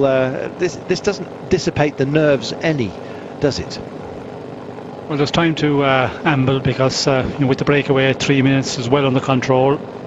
We're back in France now, so they can relax a bit after a start in Holland through Belgium, and of course with 83 kilometres before the finish, that was the point where we came back onto French soil. So they're probably relaxing a bit, and hopefully they don't relax for the next 3 weeks. Richard says, what's the point of Cofidis? Each year they disappoint. Will Nasser Bouhanni make any difference? Well, they've started to wake up, and I think that Nasser Bouhanni is part of that. He certainly looked cheeky enough yesterday after the crash to make his way up through the pack, which had been halted, and restart at the front. Bouhanni's going to have his day here, isn't he, Sean? It's just a question of when. Well, you would hope so. Cofidis, like, they've invested a lot in Bouhanni and restructured the team, and when you look at Bouhanni, in the latter years, in the 3-week tours, he's able to pick off stages against the better sprinters. So I don't see any reason why he cannot do it here. He's not having a good run, of course. We see him crashing in the French Championships. He did crash on that day, the first stage of this one as well. He was very much in the fore of things, and he had that flat tyre, and I think it was because of that he tried to continue at a too fast rate and probably just slided off on one of the roundabouts. So he might have been up there in the shake-up in the final of the first stage, but unfortunately yesterday there was no way that he was going to be there with the climb. But certainly hoping, and I think I can see him getting a stage this year from it. I think so, especially if it's Grizzly. A magnificent performer in the wet on the Giro last season, I remember. Welcome back. Just passing by what looks like a cemetery. Don't bury people in this part of the world. The land's too wet. So Aunt Maud might be getting a bit leathery. So they leave them above ground in their tombs. Same deal, I guess, when you get to the mountains. They have tombs there as well, because the ground's so hard. You'd have to get a jackhammer to put said Aunt Maud downstairs if she was living there. Paolini has struck out. Here he is, and he's brought Katusha up towards the 4. This can only be because we've got a little bit of a few technical runs and some pinch points along the way. Nobody wants to get squeezed out the back, so it's looking a bit lively at the moment. Orica Green Edge haven't really joined the fun at the moment. They're 2 men down, don't forget.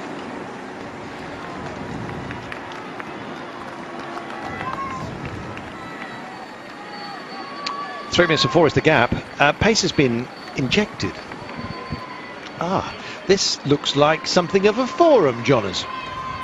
It is the ancient Roman Forum of Bavay, which is the best example of a Roman forum in France. It covers 25,000 square metres. The forum, which is out of proportion to the size of the ancient town itself, is the only fully preserved example of its type discovered in France, and it's comprising 3 parts: the esplanade, where people used to gather just to have some conversations, the basilica where in Roman times the legal and political business was discussed, and then the temple where the religious business was discussed. And Bavay itself was very important for Julius Caesar, and he made it a hub for military and political interests, which later became commercial and economic. But it was a very important part to the sort of region that he created in Gaul of Aquitania, Gallia Celtica and Belgica, and it was obviously part of the Belgica region up at the northern reaches of Gaul when Caesar was ruling the roost.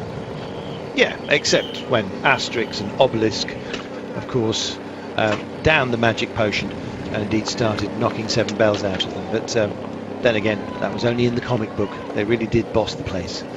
Another absolutely startling edifice as well, just throwing itself up right now for you, John. Looks like some nice big windows as well in the Château Rametz. Was it an artist's, any artistic connection with this one? The Chateau Rametz I've got down here is a little fortress which Charles Gérard Lemez de Par's family currently owns. The facades, the roof of the chateau and all of that sort of stuff is part of a historic monument in France since March 79. So basically what you're telling us is you've got very little information because it's still privately owned and you can't buy a ticket to go in, so there's no booklet. There isn't a booklet for that one, I'm afraid, no. There we are. Very nice private residence it is too, so Jean-Charles de whatever your name is, thank you very much at least for feasting our eyes. 66.7 kilometres to go, 2 minutes and 53, time for a bite. I'll tell you something, the gap as well may well start to descend because the pace that has been put in by Katusha at the moment, they've been first to spark it up, Sean. What on earth are they thinking? There's still 20 k's to go before that section of pavé. Yes, there is a long ways to go. 20 kilometres to the next section, section number 6. I'm not sure exactly what the tactic is. Of course, we are turning a little bit in this area, so maybe again, director sportive, giving the orders, okay, we're changing a bit of direction, could be side winds, be careful, stay really close to the front. Incidentally, I've been told that Eusebio's cravat was down to the running of the bulls in Pamplona, which is where the teams are based, and so yes, it's that fiesta in Saint-Firmin or Firmin, or it's called something else I'm sure in the locale right now. Running the bulls, I guess kind of appropriate. Winds up, they don't spin those powering them, they gain power from the wind, and you can see from the tops of the trees as well, they are starting to ebb and bow with the breeze. So we've got a little feature, John, to squeeze in before we get to those dastardly cobbles once more.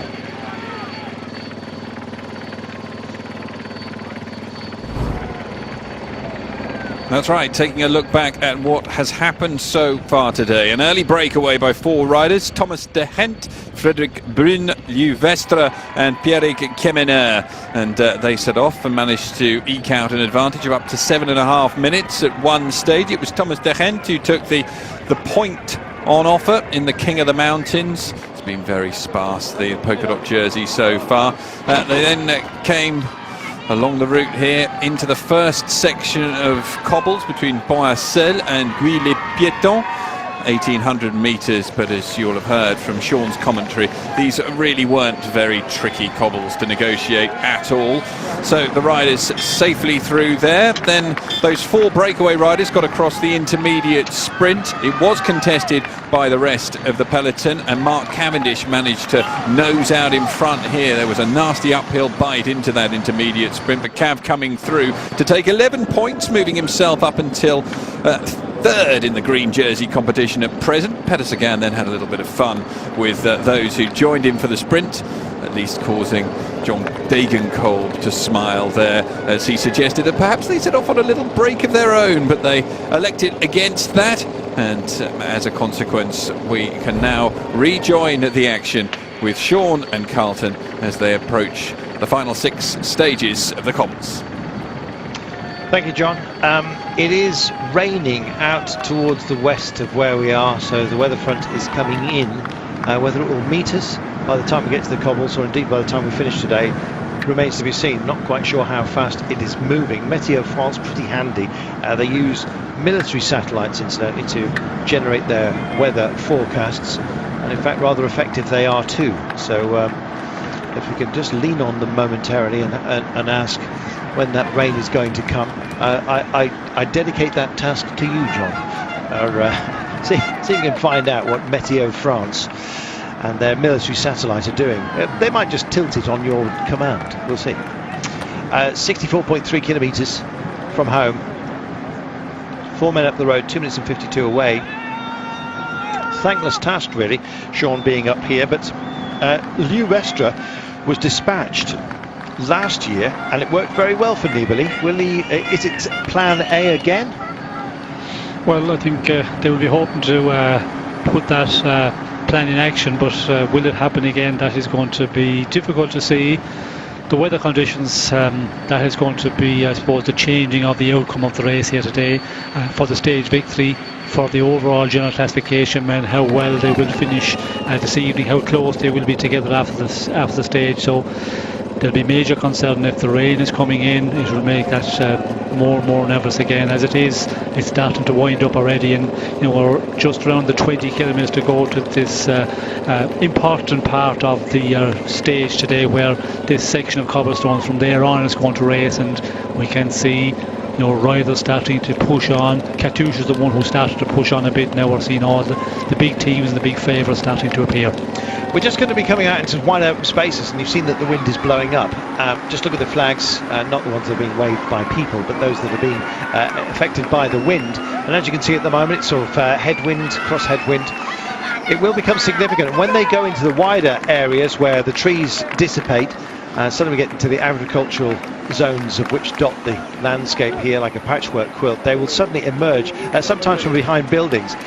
Nobody wants to get caught out, as has happened in this race to Zeeland. It was Tinkoff Saxo that changed the pace then. They cracked the whip hand and caused a massive split. Everyone's worried about that. Katusha seemed extraordinarily concerned. They came up at pace. That caused Movistar to worry. Sky got themselves into position as well, and all of a sudden they've kind of neutralised each other. There's a block at the front right now, but everyone's nervous, not just for the cobble, Sean, but the wind as well.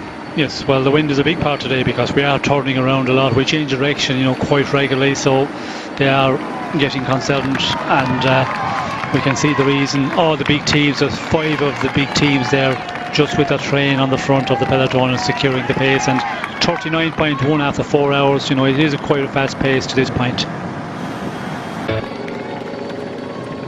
61 kilometres to go, and the gap absolutely solid, it seems. Likewise, the peloton, after quite a few moves to increase the pace, which looked like it was going to affect Orica Green Edge perhaps more than some others. Orica Green Edge really not in a happy place, and of course you wouldn't be. The loss of Simon Gerrans and Daryl Impey, fractured collarbone and broken wrist for Simon Gerrans. Could have been a lot worse the way he appeared at least to go headfirst into the wreckage of yesterday's crash. Michael Matthews also has a painful wrist, so I guess Michael Matthews might well have had an option on the uphill ramp this afternoon, but took too much of a hit yesterday for that to be a factor this time round.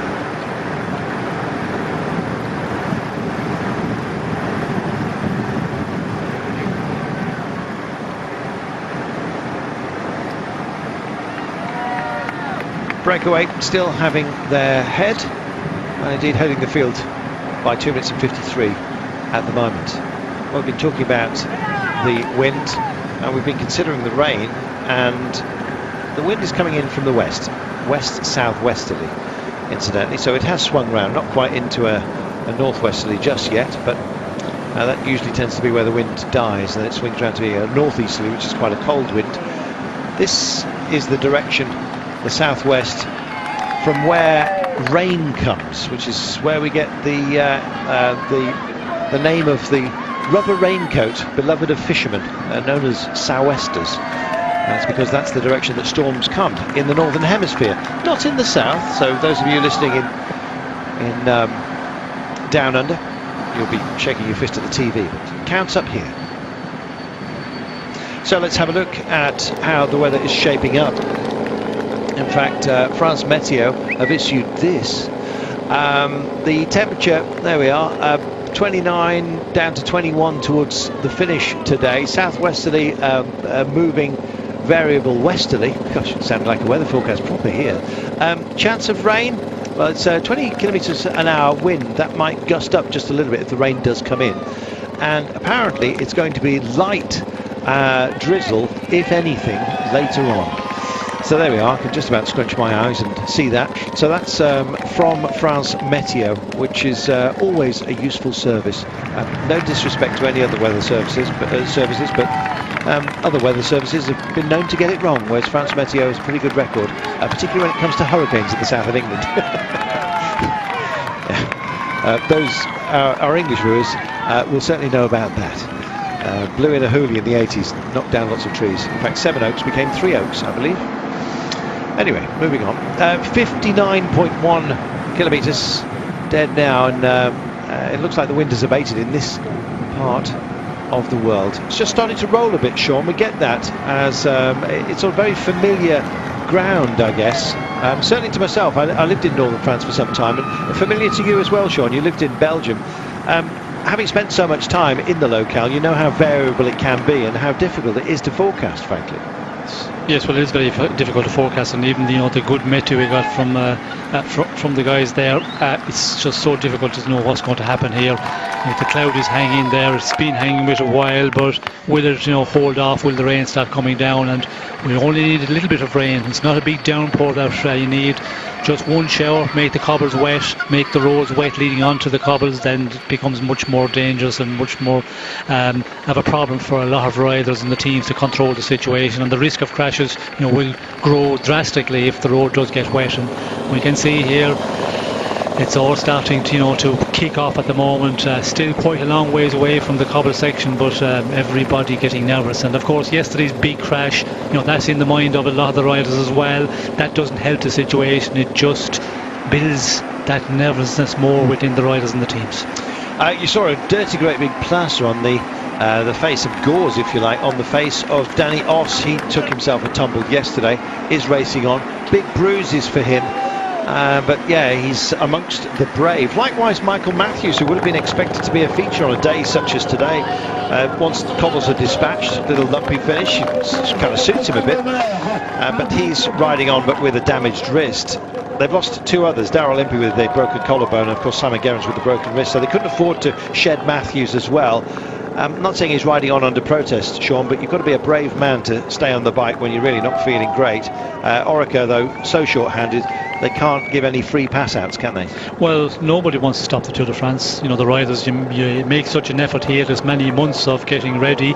From November, December last year, you start your training program, you work towards the Tour de France because you have an idea you might be in the selection, and some are pretty sure of being in the selection. And when you look at Ulrike Greenedge, the riders we have lost, and the riders Michael Matthews, they would have been a guarantee. They would have been sure they'd be doing the Tour de France. And suddenly yesterday, when you have a team that riding together a bit, and that's what happened with Ulrike Greenedge yesterday, the three of them must have been together. The crash occurred, and there's nothing you can do in the situation. And unfortunately, they've lost two riders. Michael Matthews is carrying an injury. I see in the paper today, or in the race reports, that he went for X-rays. It didn't show anything, but he's still very, very sore. So they'll be hoping that get through 2 or 3 days and recover. And we've seen that so many times with riders after the crash. 48 hours. It's a very, very torturous time. We're going to hear from Tom Steels. I am hearing in a wee while. It'll be one of our audio inserts that are gracing this year's event. We're up high and spots of rain upon the helicam, as you can see. Let's hear what Tom Steele's got to say about the day and what lies ahead. We're joined by Tom Steels, one of the sports directors with edX Quickstep. Are you hopeful for Rigoberto Urán in the general classification? Well, I think he kind of surprised us on the stage towards Zeeland in the wind and the echelons. He was there, and this is kind of the same situation where you have to be in the front at the right moment when you hit a section where you really have to be in the front. So he can do it. He can handle his bike really well. So he has not so much experience on the cobbles, but let's hope his teammates bring him there where he has to be. And then he just has to follow his teammates who have the experience and to be there. And then he just hanging in for a cobblestone section after one another. And what about Tony Martin for the yellow jersey? Oh, we're already hoping for 2 days now. I hope he can catch it. He's close. He's very close. He's able to run over the cobblestones, no problem. But yeah, we even thought yesterday we had a big chance and we missed it by a second. So let's hope today we are more comfortable. There we are. Hoping for comfort, Sean, is one thing. Getting it is another. This day was not designed to be easy. You expressed surprise that they put the cobbles back in again. They are hugely popular, and it does make for a spicy top to a long and difficult Tour de France. Are they kind of here to stay? We might get a rest next year, I suppose, but they want to take them on. Look at them. Third time lucky. we might have a race next year. And as we heard Tom Steels there saying, with Tony Martin, the third day, hopefully it'll be the lucky one for him, because yesterday if he was a 600th of a second faster, he would have got the advantage and he would have taken the yellow jersey.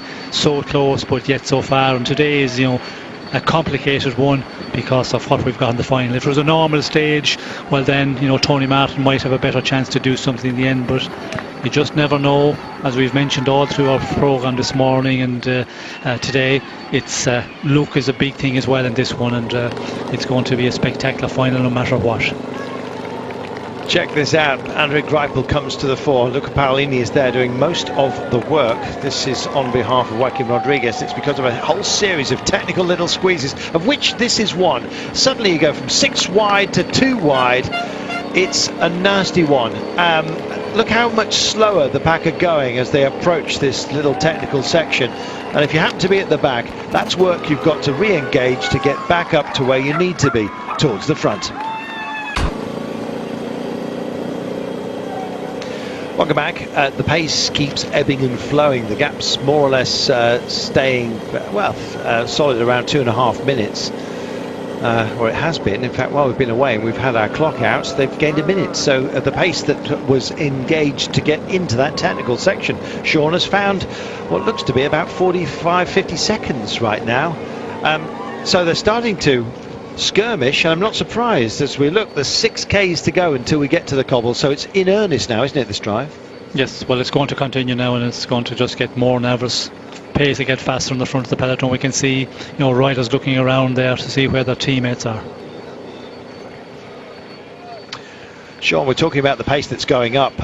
It's ticking down again. They started this a long time out, though, didn't they? Yes, it is started a long time out. It has been going out for 15 kilometres plus, and normally, it would maybe 10 kilometres before the section it would start to kick off, but it's earlier.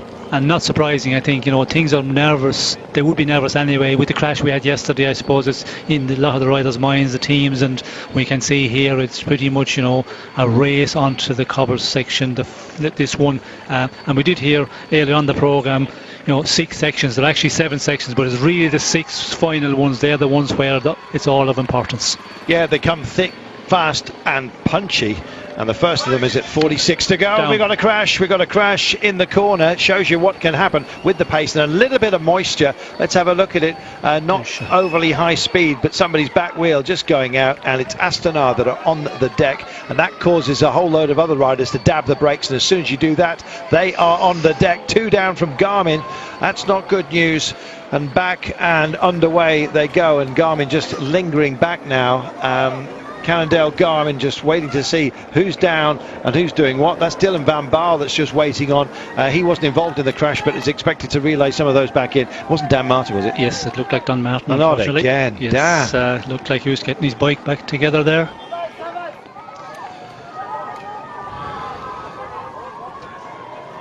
Dan Martin still fighting with it. If the car's not quite there just yet, and he's looking at his own wrist as well. The crash we see there, and that's the dab on the brakes, and it's Dan Martin that went down almost immediately and onto his right hand side.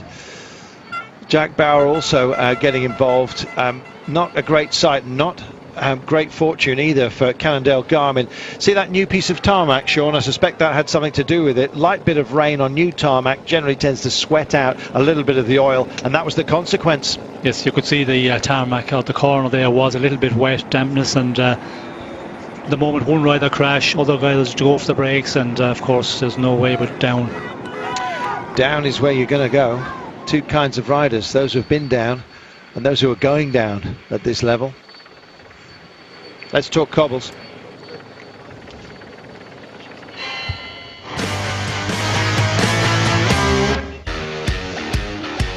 Well, our team went out with Lampre Merida just to see how a recon of this cobbled section would go. Difference between those who are experienced in riding in the cobbled classics and those who have no experience was very clear to see early on.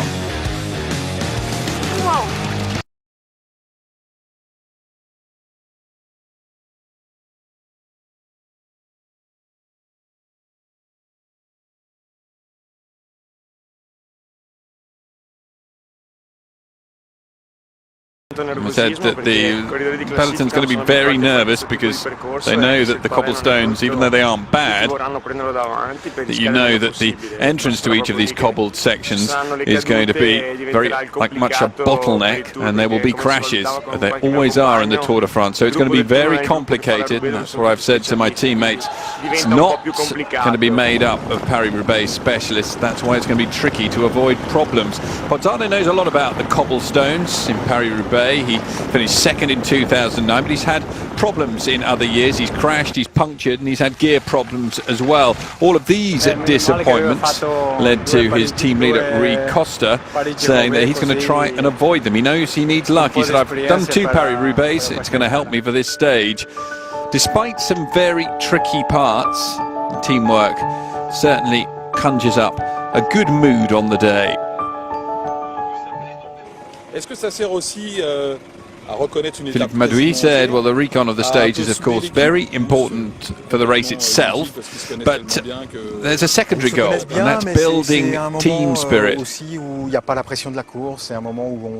They know each other very well, but it's a moment without race pressure, so we have time to have a few jokes. Of course we need to be 100% focused on the condition of the road and the corners and the kilometres before the cobblestones, but in between those moments we can just let go and have a bit of fun.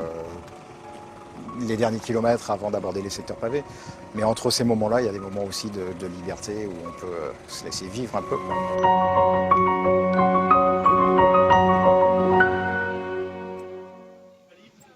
Sunny then, a little bit of damp around now, and it's caused problems for Dan Martin.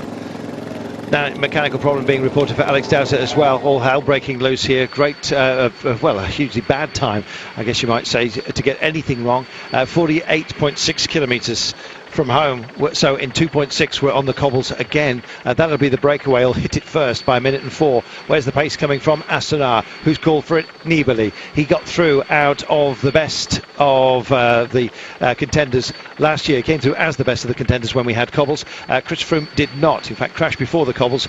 In a situation such as this, the race for it, it's a drier surface than we had last year. There goes Valverde as well, stepping on the pedals and just getting himself up towards the pointy end. André Greipel in the green jersey is there too, and Tinkoff Saxo not to be denied. Peter Sagan is very much in the frame today.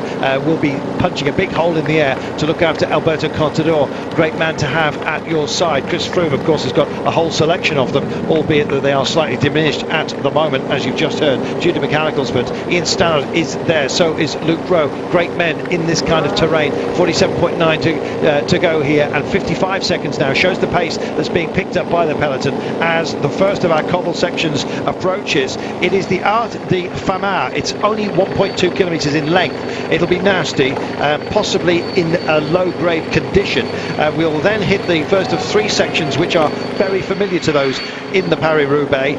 Vacheron-Magrez is one of those. So an unfamiliar section first, Sean, before we really embed ourselves in the world of cobbles. That's the situation we can see here on the front of the bunch. It's all happening, and you can see there, just there's under the trees, there's little sections where it looks to be a bit damp, and that's where it's going to be, you know, real dangerous for the peloton, because they are going at such a fast rate. They're going much faster than the 4 riders who are out in front, and it's going to be like that all the way to the first section. And we can see there, you know, Nibali is in a real good position, and it's all about now staying in the top places there to get onto this first of the 6 final sectors. Again, a suggestion of rain as they come into this little darkened area. As Sean was saying, when the rain does come down, generally the moisture stays here, and you get a little bit of a cold shock as you come in. You see the road surface goes a bit darker. Let that be a warning to you. And as you would with a damp towel on a hot day, it can be a nice little bit of respite on a long ride. They're not even thinking about that at the moment, but they will feel that temperature change, and then almost exposed as they come back out. The rain's starting to just intensify ever so slightly. It remains light, just drizzle for now. Will it get heavier when we get to the cobble section? 800 metres to go until we are reintroduced to a whole world of hell, Sean. 6 sectors to be dealt with and mastered. Yes, well, it is a world of hell, and you know, it's been a world of hell for quite a while, back in the peloton especially, because we can see, you know, the fight for position there, trying to hold on the front of the peloton for the teams is just changing all the time, and I'm sure it will change a number of times before we actually see the peloton coming on here. We could see Giant Shimano, the teams who have real big powerful riders, they have the advantage, of course, and they're going to try and hold positions. We can see here Sky in the action,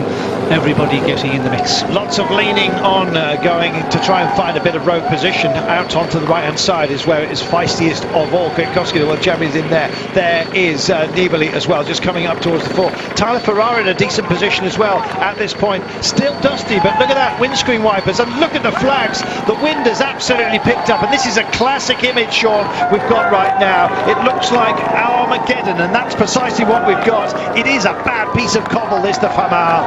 1,200 metres of bouncy nastiness. Yes, and this first one, they're going to come onto at such a rate. We can see here the dust. I think it's better to have the dust than have the rainy conditions. They won't be able to manage that, but again, we can see the way the peloton's coming on here, and the further back you are, the more dust, so visibility is going to be poor, and that makes that more dangerous again. They kick up a sweat, of course, as they come here, so you're going to see some very, very odd-looking faces, almost like gunfighters of old in the Wild West. Very dusty it is for now. The rain, the lightness of it has not had an impact. The wind certainly is, and the wind has been put up by the pace that they've got into here. Look at that, 1 and 2 wide, very little space. If you go 3 wide trying to make an overtaking manoeuvre, as you can see, one of the Ethics boys and Lotto Jumbo boys as well trying to come through, it's a hard place to make your living, this, Sean. Yes, it is. Well, it's real hard riding across the cobble section. We can see Seb Vermark here on the front looking about. Is it Seb Vermark? Yes, it is. And we can see Chris Froome there. He's very much to the fore, in a really good position at the moment with a teammate about, and gaps starting to appear. Tony Martin is absolutely kicking it up towards the fore. He's in a great position at the moment to drive through this one. Now the cobble sections come very, very quick and fast. The next one opens up with 40.5 kilometres to go, so they'll have a little bit of respite. I'm not sure how much reassembly there will be, but Tony Martin is setting his stall out early, and I think Paolini is also in the mix here, along with Nibali. Yes, we can see there Nibali very much to the fore, and he has been for the last 5-7 kilometres. Astana are doing a really good job to keep him up there, and we can see here, the group out front, the advantage, 16 seconds, has come down rapidly. The end of that initial cobbled section, as you can see, they're onto smooth tarmac, and suddenly they will get some respite. Anyone who's punctured in there, and the big cobbles they might well have got a pinch puncture. Give me a bottle, he says. Thank you very much. Takes it. It'll just be a quick toot and a throwaway.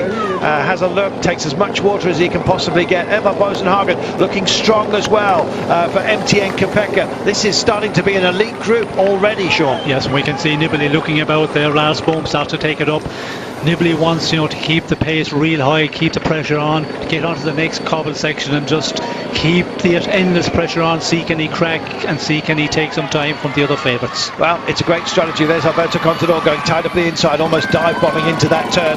Nibali had the best look through it. He's got Lars Bohm, of course, for wind protection, and everybody else for the time being is trailing them, but this is fantastic. There is a breakaway, we remind you. 12-11 seconds is all they have got. The first to get into and back out of the cobbled section. Good work here. Mark Cavendish also up towards the front. And here we go. It's some very, very big names, the principals in fact, plus the strongmen, weaving their way through and doing a fantastic job right now, written large upon your screens. Jacopo Ganieri is up there as well. Number 96 is Alexander Kristov, runner-up in the green jersey, of course, previously. And I'm just wondering whether he's got a big option today. Of course he has, you would say. Kristov, super sprint as well when it comes to it. So how many of the sprint elite will get through? How many of the strongmen, the punchers will be there? How many of the time trialists that occupy that top step in terms of discipline? And what about those who've come here with local knowledge as well, and the specialists when it comes to the pavé? So many different options today. We still don't know how this one's going to pan out. That's what's so fascinating, Sean. Well, it's difficult to know how it's going to pan out. We can see Vestra is starting to look about here, and we have seen there it's Astana want to push on, but also Team Lotto Jumbo interested in keeping the pace real high. Well, they are coming back together, and it looks like Garmin have managed to get themselves sorted out. Cannondale Garmin look to be back in some force, Sean, and if that's the case, they've done a very good job of retrieving what was a dire situation, or potentially anyway. Yes, well, there is a number of Cannondale Garmin riders there at the front. It'll be interesting to see if Dan Martin has made it up. It would be a big ask to have him up there, or to be up there at this moment, so I'd be concerned that, you know, Dan is a bit further off, because the pace they've been going, the time he crashed, was a long time trying to, you know, get his wheel fixed up. It seemed to be a problem that took quite a long time.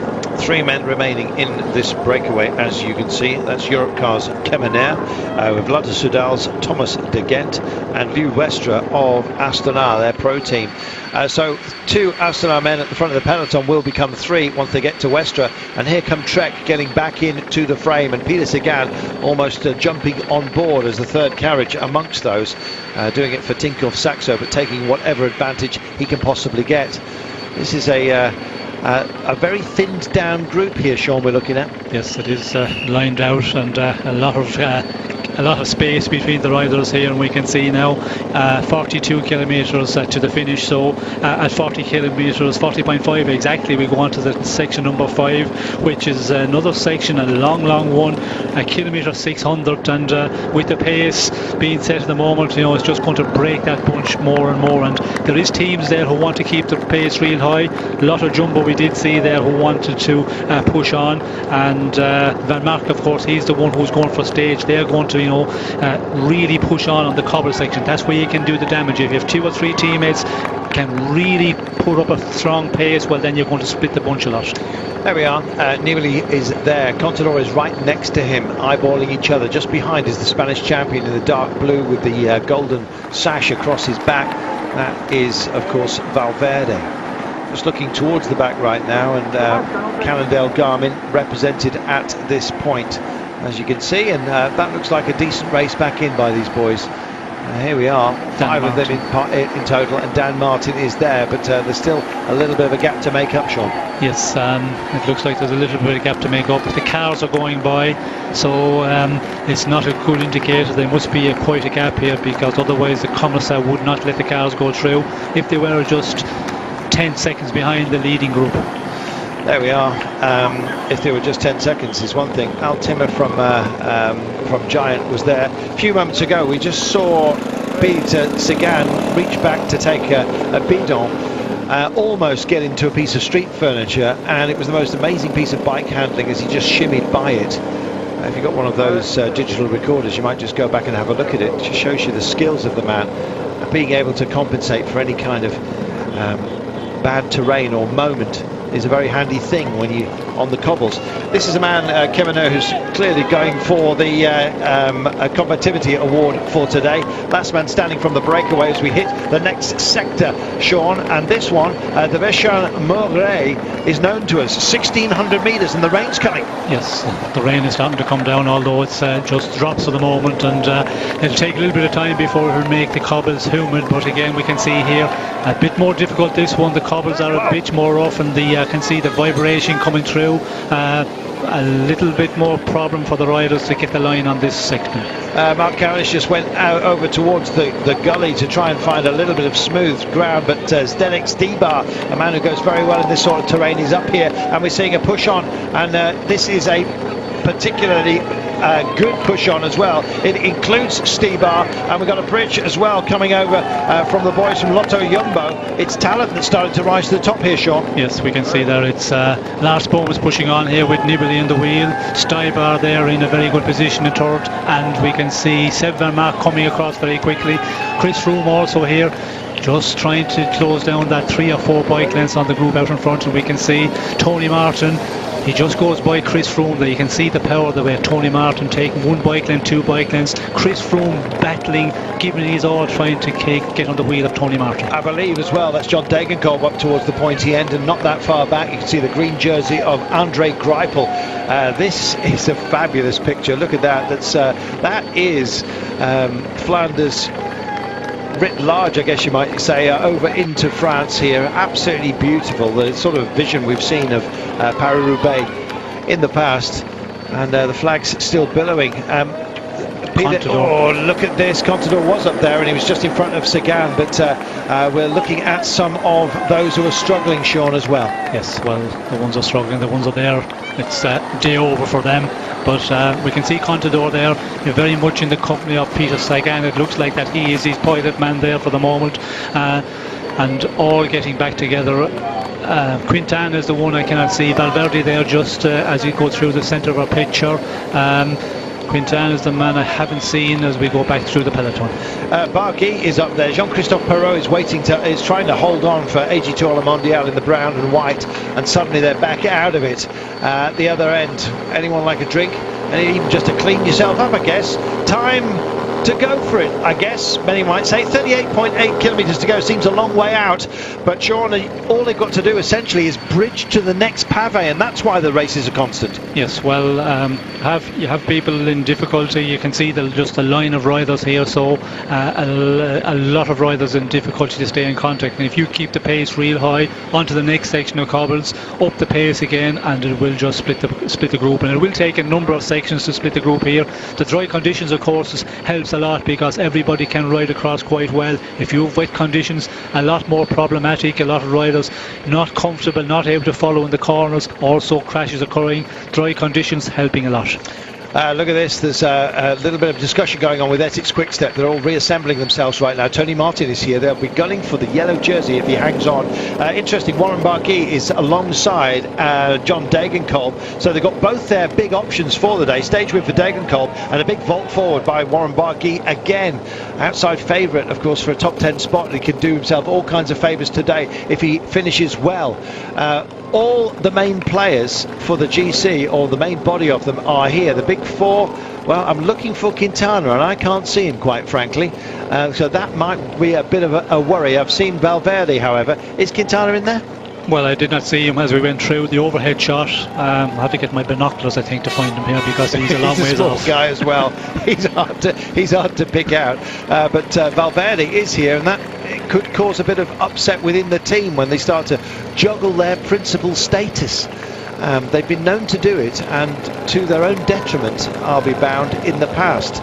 So a little bit of settling, a bit of reassembling right now, and here comes Mark Cavendish and other Ethics Quickstep men. They're strong, they're determined, they're everywhere. But we can see Team Sky here with Nicholas Roach securing the pace as well, keeping control in the front. Chris Froome in a real good position. When you get through the first two sections, then it's the real battle is over, because now we have less riders up here in this leading group, and if you get to that point, well, then you start, confidence starts to build. Mechanical is always, the worry that you have a mechanical at the wrong time. But when you have a number of teammates around you, that is also very important. But as we said, Ethics Quickstep, the team specialists in the classics, quite a number of them here to the fore of the peloton.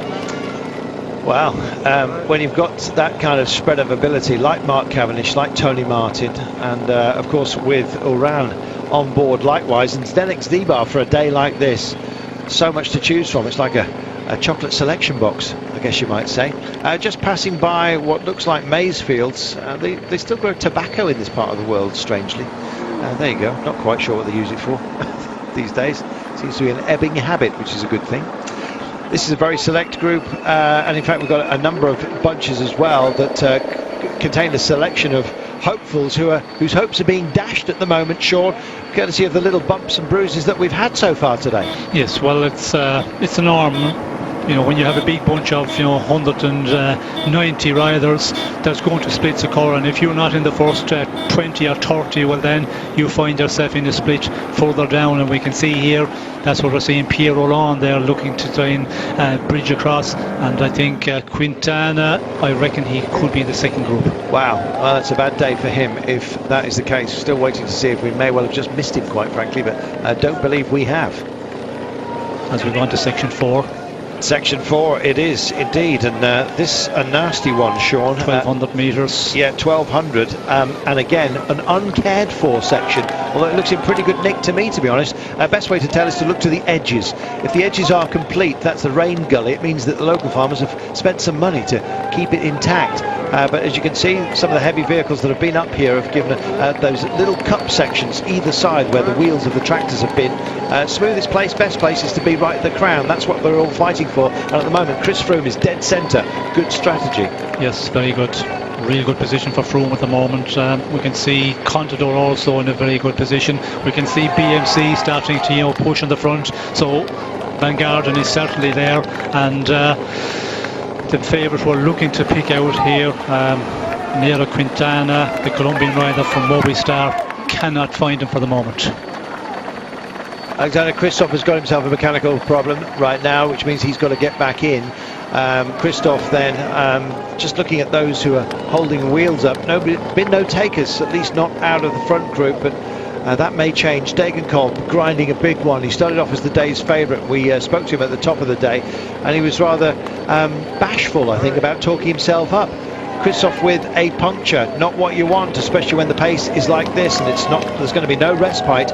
35 kilometres out. The next pavé section comes at 26, so 9 to go. Andre Greipel just being tagged off, I'm afraid. Don't know whether he's got an issue. Looks like he's skittering all over the place at the back wheel. I don't know whether he's got a rear puncture. We'll find out soon enough, I guess. 34.8 to go then. Time for a drink, and they've dealt with another pavé section. They're thick and fast, Sean. Yes, they are coming thick and fast, and they are going fast. You can see Greipel there. He's just in difficulty, not able to match the pace here of the front group. And when you see a Greipel starting to lose contact, well, then you realise how quick they're going out in the front. World champion also here at hand. Great to see the stripes on display. Another of the greats from Ethics Quickstep, of course, but not having a great run just for now. 34.4 to go. Just looking for the smooth land, and gets it. Smooth surface. That will come as a welcome bit of relief. He's on the back of Kristoff, who had a technical. Not quite sure whether Kwiatkowski had one himself. This is again dipping down to our head of the race, and there is no sign of Quintana, is there? I'm just still looking desperately on his behalf, essentially. We don't like to lose too many of the big names or see them in too much difficulty, but it's all part of what makes this tour so absolutely magnificent, is that every day throws up something different. Today it is about pavé, about cobbles, and we've got plenty of them still to come here. 33.7 to go. We're going to try and squeeze in, I believe, a commercial break before we hit the next section, Saint-Piton, which we're looking forward to. 1,500 metres. It comes at 26 kilometres to go, and then we'll be clean to the line in terms of commercial breaks. So plenty of space now for us to slot this one in, so we'll take that opportunity, and then we'll be back with you live here on Eurosport, your home of cycling. Welcome back. All rolling with the punches. Quintana is in this group, so emergency over as far as Movistar is concerned. Giant assembling themselves very well indeed. Mavic neutral service. Yes, keeping the nose clean. And indeed, wheels at the ready should anyone require one, but never that far away from a friendly service, it seems. Lotto Jumbo. There's plenty of options for them today, Sean. They've got a number of cards to play. I suggest Sepp Van Mark is probably primary amongst them. I think yes, Van Mark is definitely the man for Lotto Jumbo, and we can see they're securing the pace, and they're going to have to really push on here as we come on to the next section with section number 3. So it's starting to tick down quickly, and they really have to try and break up this group, because there's a lot of sprinters here. Bohani is still in there. We can see Thibaut Pinot here on our right hand side of our screen. He's still in contact. I think it's Europcar with Pierre Rolland. They're the ones who was missing.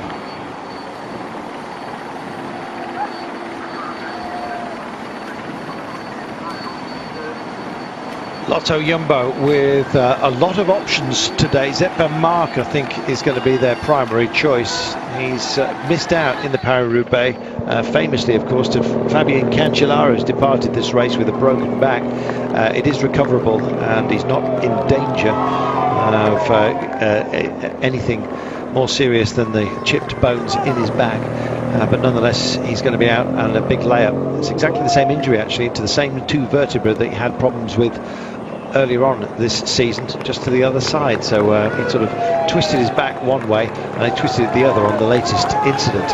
We've had some crashes here today as well. Nothing too serious in terms of physical damage, but Dan Martin has been had his run today compromised. In fact, he's fighting to get back into the lead group, which is being led by Astana in their familiar pale blue. Nibali called for a lot of pace early on, he got it, and in fact they've been safest through the cobbles more often than not. They've got some options themselves. They sent Lee Westra up the road. Lars Bohm is the big protector as far as Nibali is concerned, and he may well get the ticket to ride from Nibali. If he gives him the nod, then don't be surprised to see Lars Bohm take it today, although we think it's going to be a sprinter's finish. The way it's keeping assembled, Sean, with some big names up here, we're going to see some big sprinters going for it. You think Cav's got a great option today, and I agree with you. Well, I was backing Cav, but I see him there. He did a little bit of a pulling on the front, and that's made me ask questions. It looked like that they were riding for maybe Tony Martin, just to make it real difficult and try and split the group, but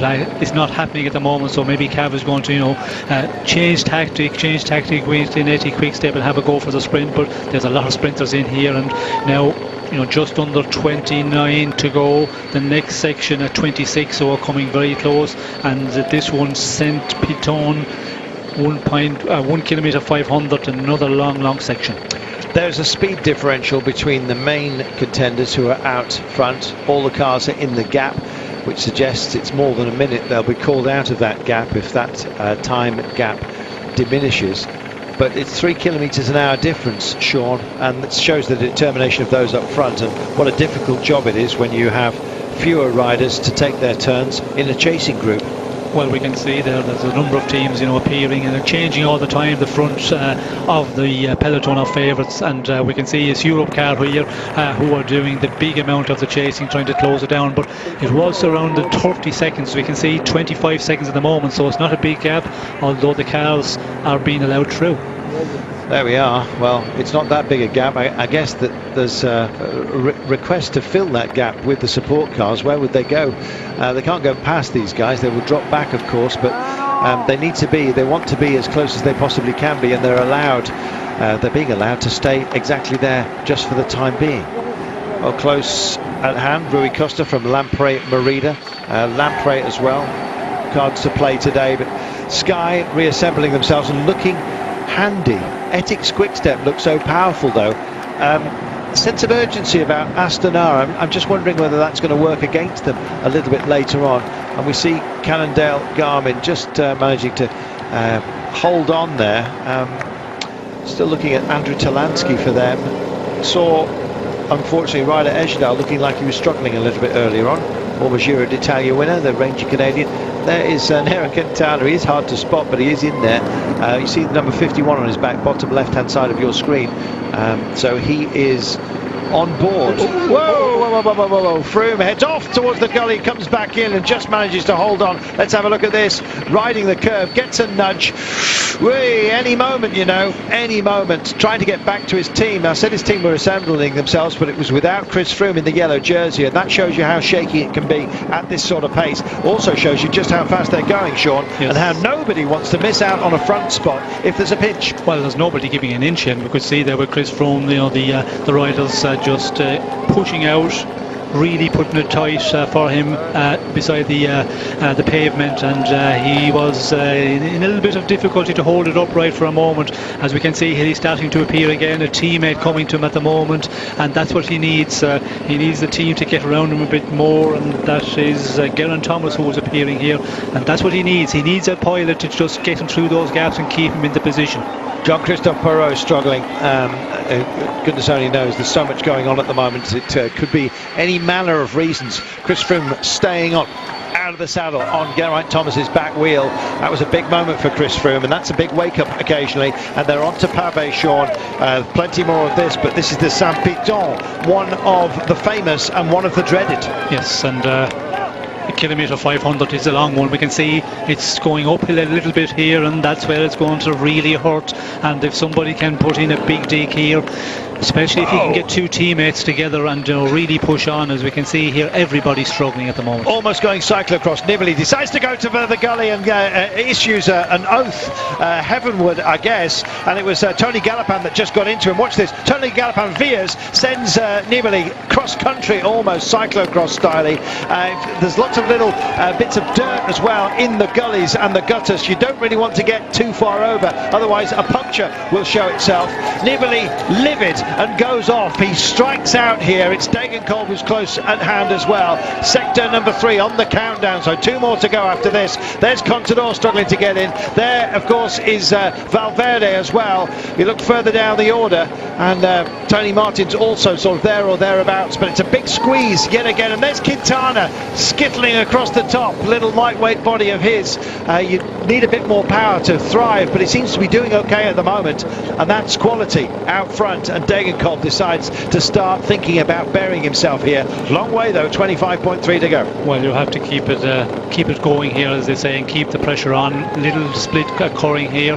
20 plus riders out in the front group there, but we could see Nibali there.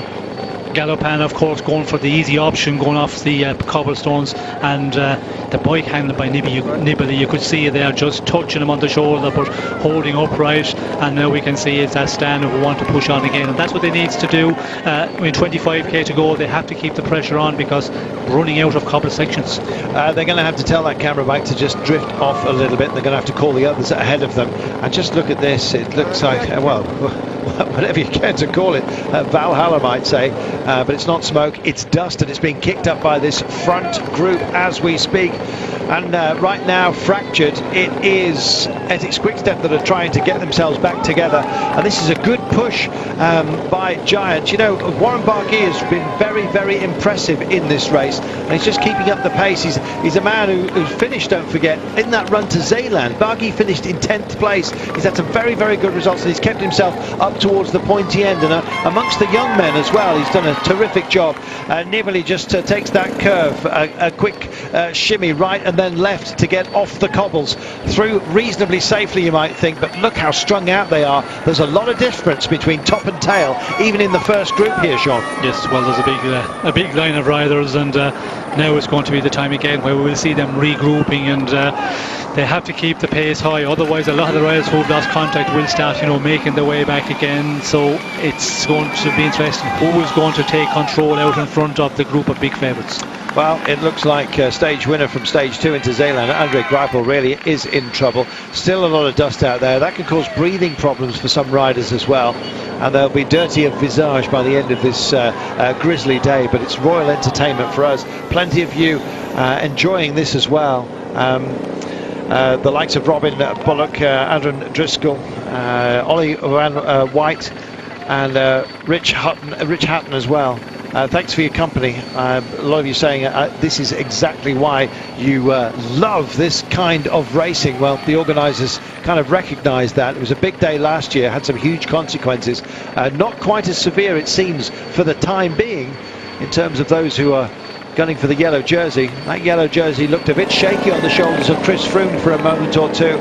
Some elbows got involved, and the sector pavé number 2, second from last, Sean. They're nearly there. Yes, and Quivany, 3.7 kilometres. It's a long one. This is where the damage could be done. If there's a rider or a team, we can see Lotto Jumbo pushing on here, and they have to do something because they are all about stage victory here, so they can take all the risk, and that's what they're doing at the moment for Sepp van Mark. Sepp van Mark has struck out here. He is now working only for himself. At least that makes it less complicated in terms of the task that's being demanded. Degenkolb is going to be staying reasonably close. Sepp van Mark is a big rangy character. He's had his heart broken a number of times when it's come to Cobble Classics, notably by Cancellara, who's now gone, so at least that devil is off his shoulders, I guess you might say.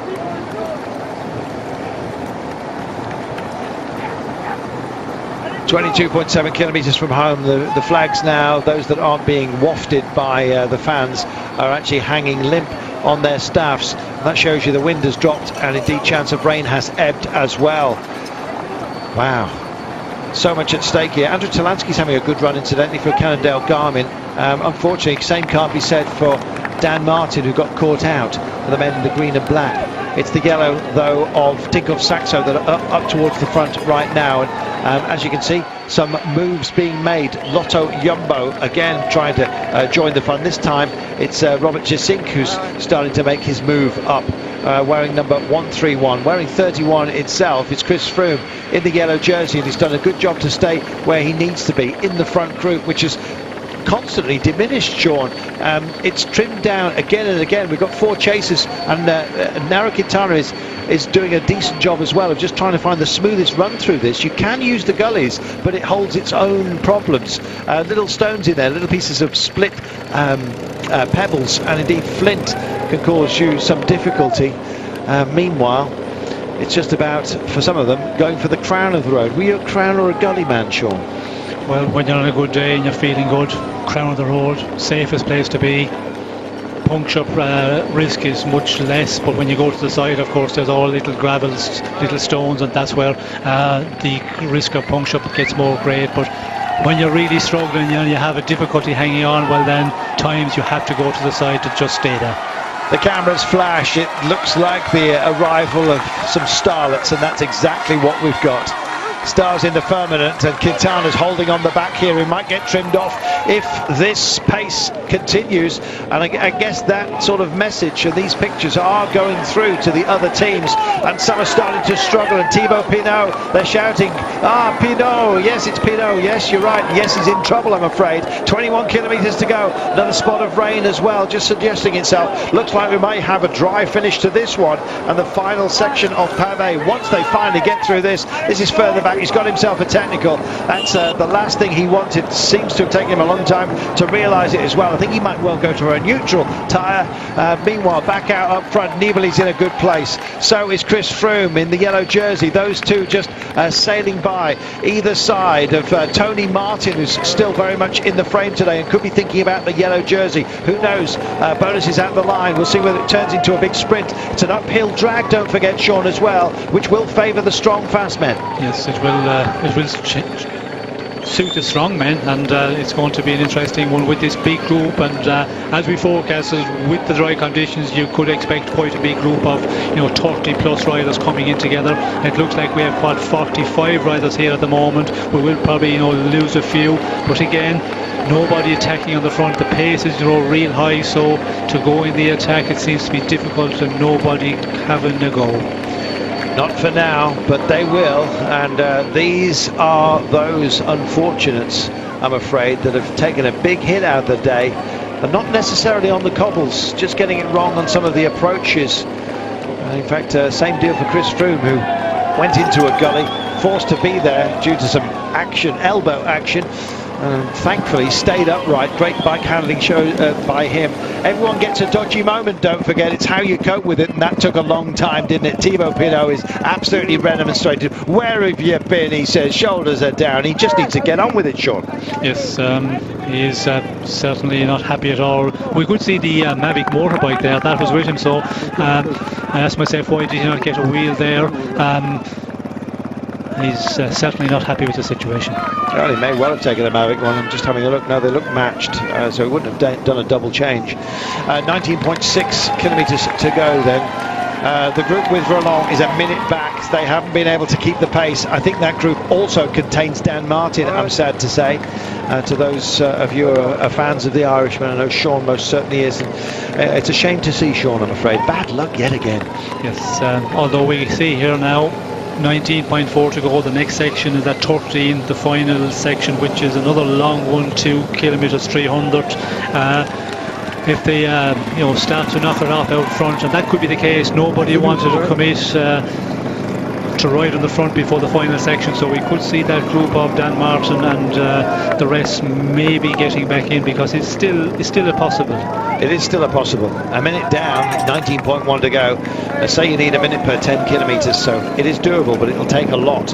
And don't forget, they've been chasing hard for some time, Sean. It depends on this very long day, 223.5 kilometres, just how much you've got left. Even this front group wants a bit of rest. Yes, well, although it looks like the front group is still rolling on, we can see some of the Tony Martin actually having a problem here, coming away after looks like making a wheel change. Taking a teammate bike that's not great news. He's just swapped with a teammate because service not exactly close at hand, and as a result, Sean, he's on somebody else's bike. That's not the best situation to be in. No, it's certainly not the best situation, although some of the riders are very, very close, you know, with the satellite, the frame size, so it will be interesting to see number 117, so that is Matteo Trentin's bike. There we are, Trentin's bike being handed over, so Trentin's the man in trouble, and that's a man who's damaging the machinery. He's very, very upset, and he's hurling abuse even at the road. Why am I having to use your bike, he says. I want my own bike. Well, there we are. Frustration bubbling to the surface for Thibaut Pinot. Sean, a lot of weight of expectation upon his shoulders, and as the clock ticks, that expectation ebbs away. Yes, well, I think he's losing it. You know, you have to continue on riding. It looks like the bike is still rideable. It doesn't look like it's totally flat, and that's what you've got to do. Just keep on riding, keep on rolling, and once the team car come, or whatever service you need, once that is with you, then you hop off your bike. But he's just, you know, hopping the bike off the ground, making shapes there, and creating a scene. Yes, showing us that there is no puncture, and showing us that actually petulance has just risen to the surface. I'm not surprised, Sean, that riders lose it. Self-control is an amazingly difficult thing to maintain, and in fact those who do it well ride well. Yes, well, that's all part of, you know, being the big champion. When you get into the situation where there's a problem, try and keep your cool. If you can do that, it helps everybody, and we can see there with Thibaut Pinot, the moment he had the flat tyre, it looked like he was taking it from the Mavic car, or the Mavic motorbike, sorry, and then he seemed to be, you know, waiting for the team car, and now he's totally, you know, off his bike, and the time is ticking away. Yeah, looking for an excuse, I think, but essentially what's happened is he believes the race has conspired against him. It happens to everybody. That's the point. You have to ride on and just hope that others maybe have bad days, as you have just experienced. 16.9 kilometres to go then, and 13, there's the group with LeMond, but Pinot's down at 2 minutes and 19. It's a minute and a half, Sean, if the front group is eased off.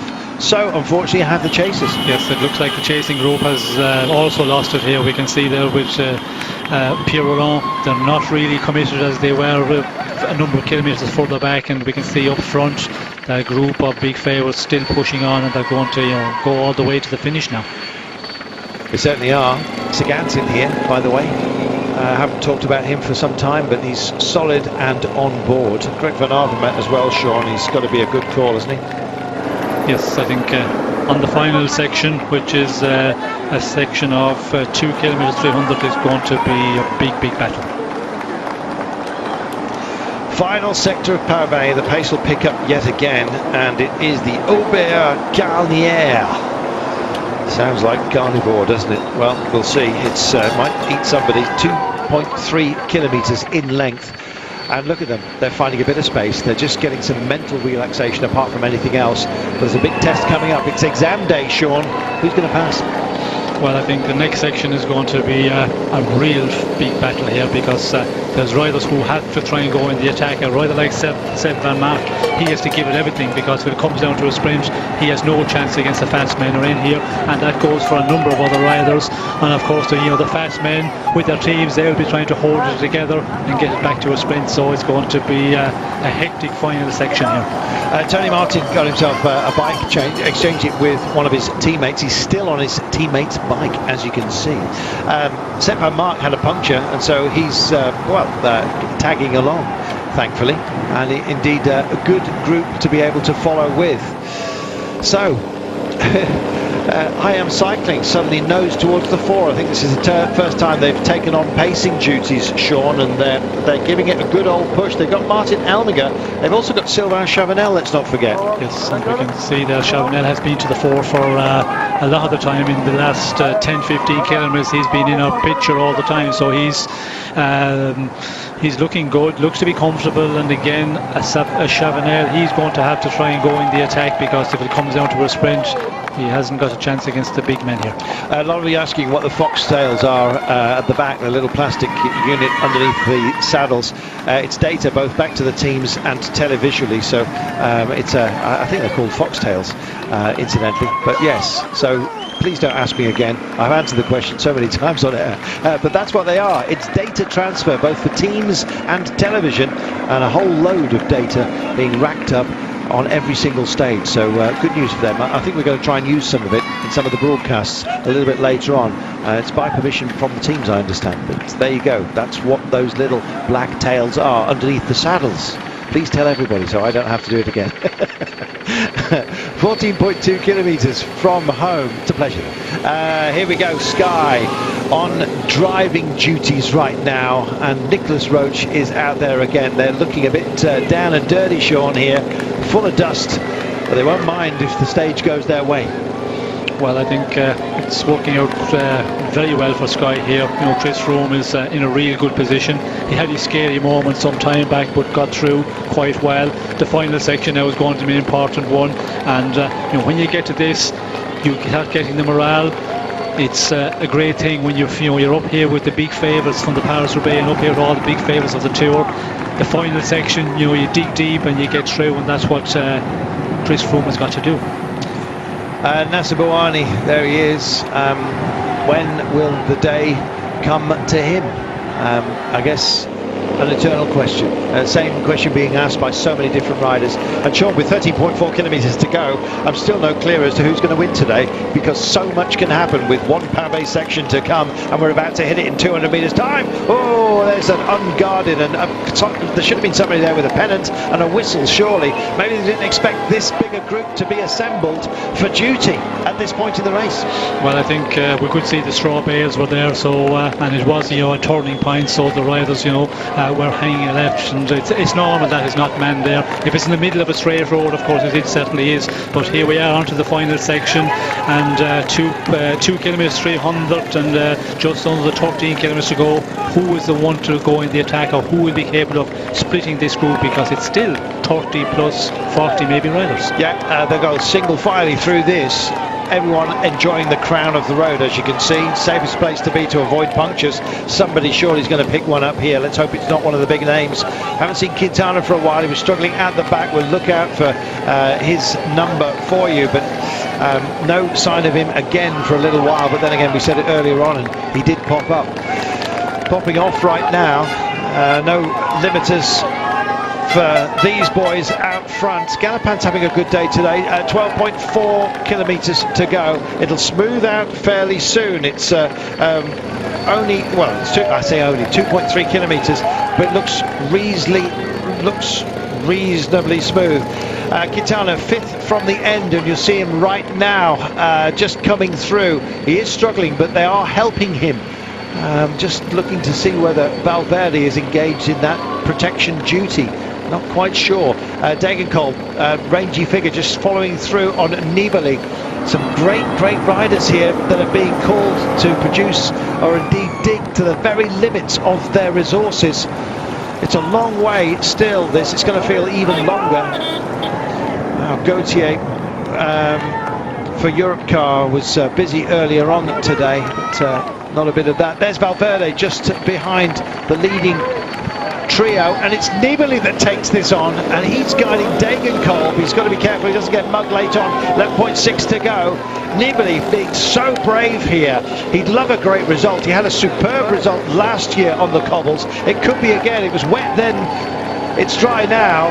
Could Nibali do it again in terms of sticking one on the other major contenders here? Well, it's going to be a difficult one. We can see Nibali just really pushing on here, getting very close to the motorbike in this corner.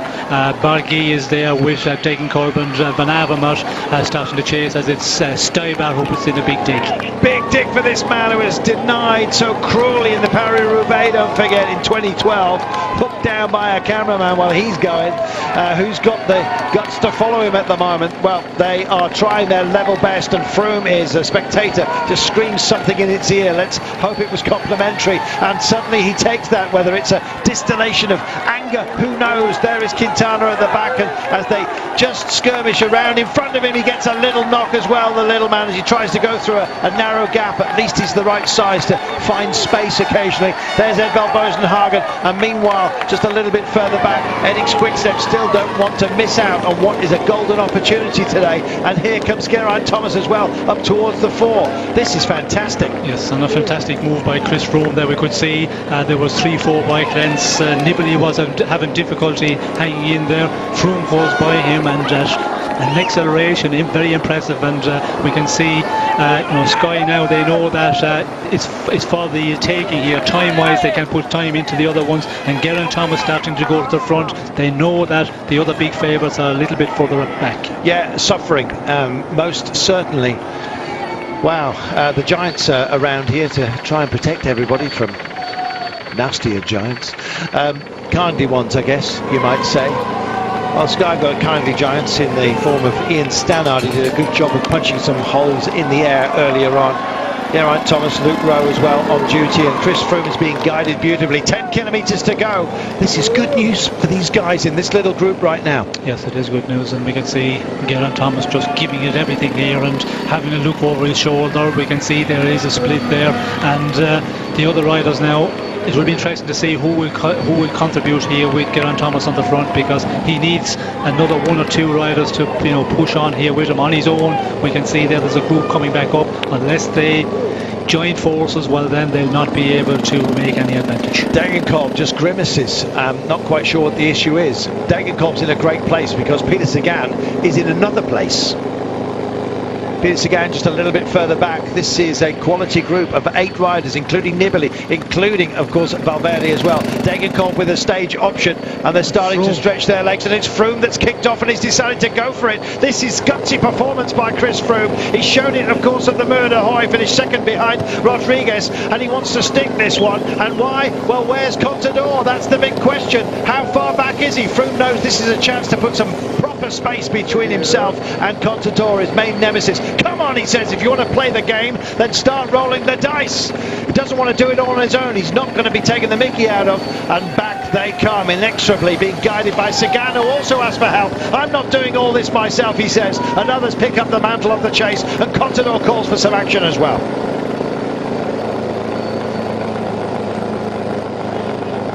Wow, they're all trying to lean on each other, but honestly, if they start staring at each other, then they'll stare each other into the abyss. They need to start getting some kind of battle plan. Alliances, forget it, says Valverde. I'm not doing it, I'm working for Quintana. Never thought I heard that issued.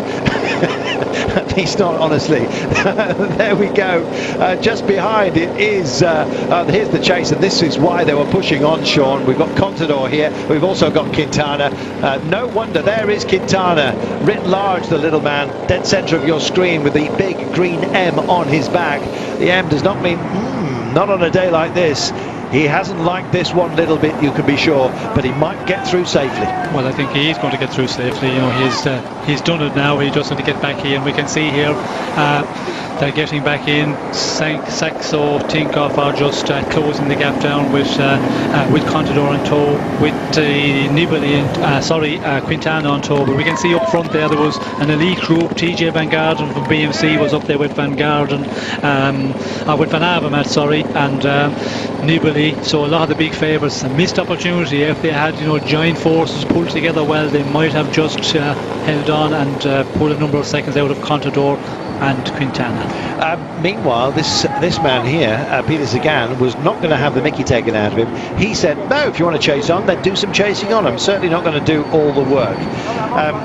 I think everyone was expecting him to do the work, of course, on behalf of Alberto Contador, but there are other teammates available to bring Contador up to where he needs to be. And that suggests to me, Sean, that Sagan wants to keep something back for himself today, and I'm not surprised.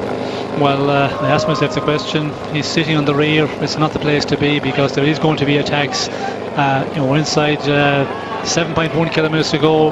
there's going to be an attack, you know, very, very soon, because this group is much too big and there's a lot of different interests as well. Some want to take it down to a sprint, but other ones, of course, they want to try, you know, get a breakaway and win it in that way. But if a team takes it on and pushes on, as we can see here, BMC keep the pace very high, well, that will, you know, make it difficult for a breakaway to pull out. What a day. It's been a very, very long day. Nibali, Froome, Thomas, Sagan, Valverde, TJ Van Garderen, Van Avermaet. Van Garderen doing a great job of staying safe as well.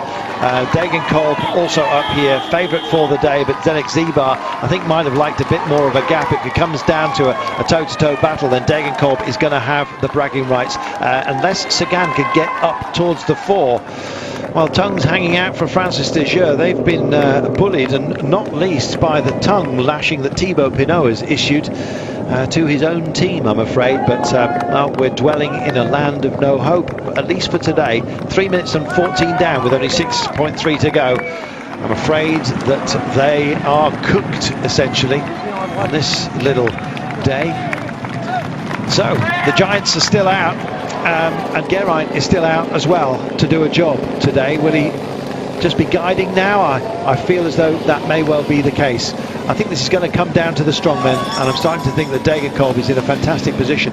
This drag, Sean, we haven't really dwelt on it too much, but we're 6Ks from home, so we need to be. Focus has been cobbles, but it's quite a technical run-in, isn't it? Yes, it is a technical run-in, and with a big group of riders as well, it's going to, you know, to be a risky one, because the final kilometre, when you come inside the kilometre to go, you know, it goes around to the right, it's downhill very, very fast, and then you're onto a little bit of cobble section, and you know, the final 800 metres, there's a left-hand corner and then another left, so into the finishing straight, and it's not an easy run-in with such a big group of riders. If you had, you know, 8 or 10 riders come together, it would take the danger out, but I think there will be somebody who will try go for a long one. Chris Froome, a little bit of a word, instinctively understood by Geraint Thomas. Meanwhile, further back, BMC looking terrific. TJ Van Garderen is here, so is Greg Van Avermaet, looking at Trek and their man ensconced as well, Bauke Mollema. 5.1 kilometres to go. There is that banner. Be welcome on such a long day, Sean. It's been a brutal one as well, if only in terms of the amount of energy that they've had to put into the day. They've all been on their absolute guard, and it's been relentless, hasn't it? Yes, it has been a relentless day. The pace have been, you know, very fast all day, and the longest stage of the tour, of course, you know, 223 kilometres. An energy-sapping day with the cobbles all thrown in the very end. We can see here that everybody is, you know, feeling the effects, and the attacks, you know, not coming as quickly as on the shorter stages. You know, we would see a bit more of attacking at this point. So, with the pace being very high, also that is causing problems for, you know, riders not thinking of the attack at the moment. Chris Froome, what a gent. He takes a big toot on a bidon, thinks about putting it in the cage because there's a little bit left. Sees a young fan at the side of the road, offers them the bottle, and just drops it plop to the side of them as he goes by. Fancy having that sort of space in your mind. Just think about the fans as well as yourself. Great man, Chris Froome, and he wears that jersey. A jersey, incidentally, that every time he's taken it, he's never given it away. We expect it to go away from him today, such as the narrow margin at the top, but he's worn it with great decorum and by right after that superb performance up the Murray yesterday.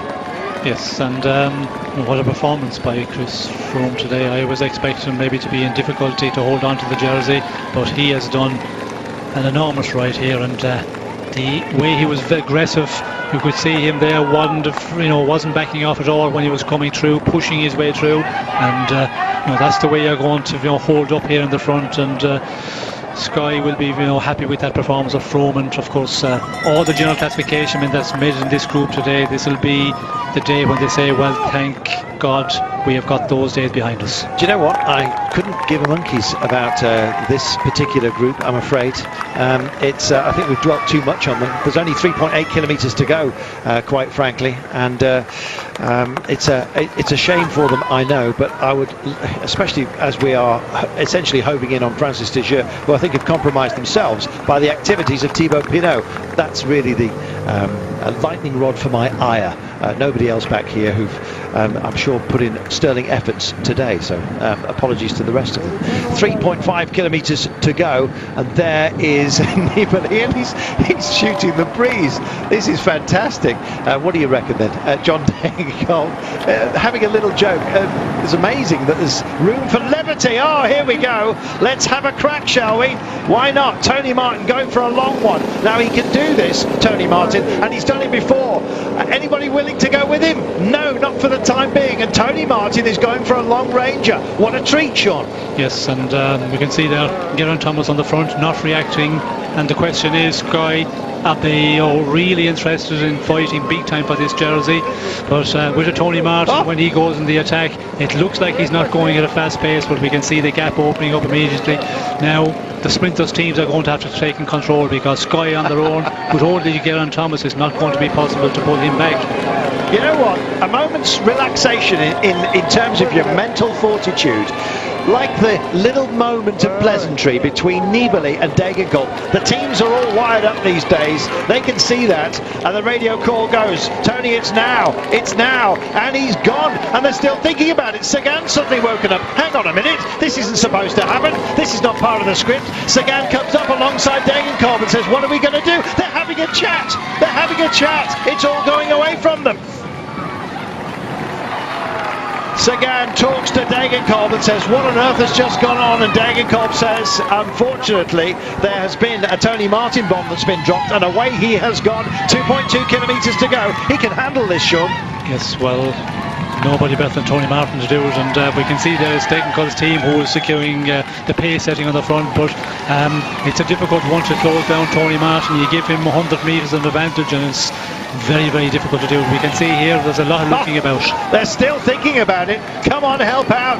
Degenkolb says, I haven't got anything left to do this. Says that to Sagan, who says, me either, quite frankly. What are we going to do about it? Well, they're pushing on, but it's other duties, I'm afraid, and you can't lean on this man on a day like this as he leans into the corners. He's got all the road to play with. He's got all the angles. He's got a plan, and he's actioning it right now. Superb work by Tony Martin. Once he gets to the Flamme Rouge, he's got two left-hand 90 degrees to take, and then he has got an uphill ramp to take on as well. 1400 metres remaining. The crowd cheering. He's a popular figure, a rangy character as well. Almost motionless, his mouth when he gets off the bike.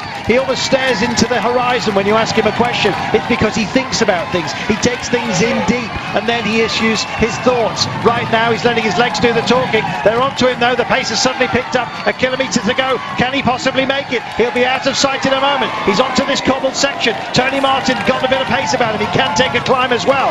Two 90-degree left-handers. First one's coming up as he comes down this little ramp. So he's assisted by the decline in the road right now, and he's still open-mouthed and going for it. 700 metres. Takes this left-hander. Got to take it sensibly and then open up. There's the first. Second coming up. It's a little bit of a peaky point within this flatter section. He'll take the last of these right-handers, and then he'll start driving up the hill, and here they come. Are they going to break his heart? Oh, I don't think so, to be honest. They're all still chugging away as he just goes away on rails. 500 metres now. Who's going to go for it? Tony Martin is the answer. He's on this rough cobbles, and he'll start to grind it in. 400 metres now. I think this is going to be a fantastic day for Tony Martin. A great day for Etix Quickstep. I think he's going to take the jersey as well. 250 metres, and they're still grinding at him right now. Cocon's there, so is Degenkolb, and so is Tony Martin. 200 now. He's not looking back. He daren't look back. 150. He does give himself a glance, and suddenly grimaces and roars. Degenkolb realises that this may have run away from him, but Tony Martin says this is going to be my day, surely, and he's absolutely right. Oh, Tony Martin delivers. Fabulous piece of individual endeavour, and it's minor places for Degenkolb, it's minor places for Sagan. Oh my lord, what a fantastic performance that was, and everyone within Etix Quickstep is absolutely delighted, and you know what, so are we. We love that, Sean. Yes, what a ride by Tony Martin, and he's just, one of the few riders capable of doing that, and we could see there that the riders were suffering, and when he got the least opportunity, just give him a half chance and away he goes, and he takes that 50 metres, 100 metres an advantage. But I'm not too sure of Sky were really interested in chasing down. I reckon Geraint Thomas was capable of pulling on the front a bit more, but of course Sky, different interest maybe to get rid of the jersey for a couple of days, takes the pressure off the team, but nothing taken away from Tony Martin. What a performance. What a performance indeed. Well, plenty of gaps will have been opened up. The biggest one, of course, or the most significant one, was of course the gap to victory. Tony Martin, he has suffered, Sean, by a 1 second deficit in that yellow jersey competition, the leader's jersey, and finally he gets what he's been looking for 3 days now. Yes, well, as we talked about in the earlier part of our programme, with Tom Steele's, 3 days, the third day they've been looking for it, and they've been so close but just missing it on every occasion. Third day lucky, and he goes into yellow, takes the stage, and what a way to do it. Wow. A lot of you enjoying this. Sue Fortune on Twitter says she's in tears. Sue, I don't know. Emotions. It's what this game is all about.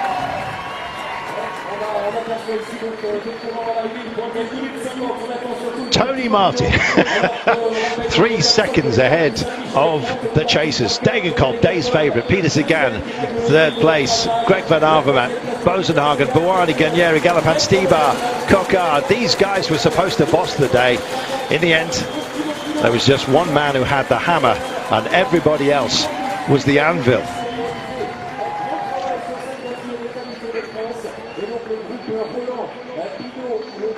Sean, they're coming in. They are battered, bruised, dusty, sweaty, exhausted. What a fantastic day this has been. Well, we were expecting it to be a spectacular stage, and it turned out to be that. And the weather conditions, of course, it did make it that bit safer. A lot more riders holding out together. If you look at last year, there were small groups, 2 and 3 riders coming in for a long time. Here we have big groups, but still there are some big losers in the general classification. Of course, Francis de Joux, Thibaut Pinot, he's one of the big losers, with Pierre Roland, of course, the other Frenchman from Europcar. It's a hard game. Nobody said it was anything else, and these guys sign up for the test every single day. And it's to their credit that they take on such a difficult sport, and it's for our enjoyment essentially. But a lot of riders out here, Sean, have not enjoyed today at all. No, well, of course, with the couples 13 kilometres plus, a lot of riders do not like that sort of racing, but again, that is, Tour of France. You have to be able to do it all. You have to be time trialist, you have to be able to ride over the cobblestones, you have to be able to ride in the wind, and you certainly have to be able to climb. And today you had to be Tony Martin, and he is.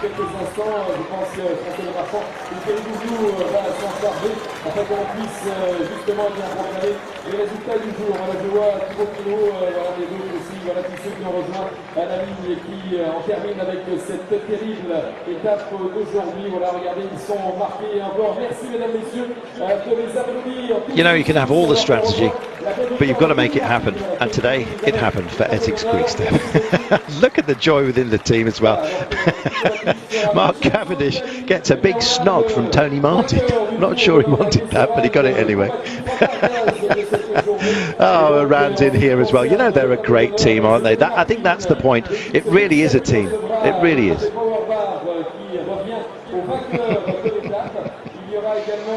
They're in yellow, Sean. They like it. Of course. Who would not like it in the Tour de France to be in yellow? And more so Tony Martin, because for him, to get the occasion now with a number of days where they can hold on to it, the team, they will ride for that. They're riding anyway. They're riding for Mark Cavendish for the sprints. So if they've got the jersey, they're really riding for two objectives in the Tour. Tony Martin is our leader by a margin of 12 seconds over Chris Froome, who hands him the jersey today. Fabulous battling. You saw Mark Cavendish in tears there. There's been a few shed around the place as well. I've got a frog in my throat, I must admit. A lump in my throat, I should say. What a day. Emotions to the fore. You've got to love your cycling. And we do.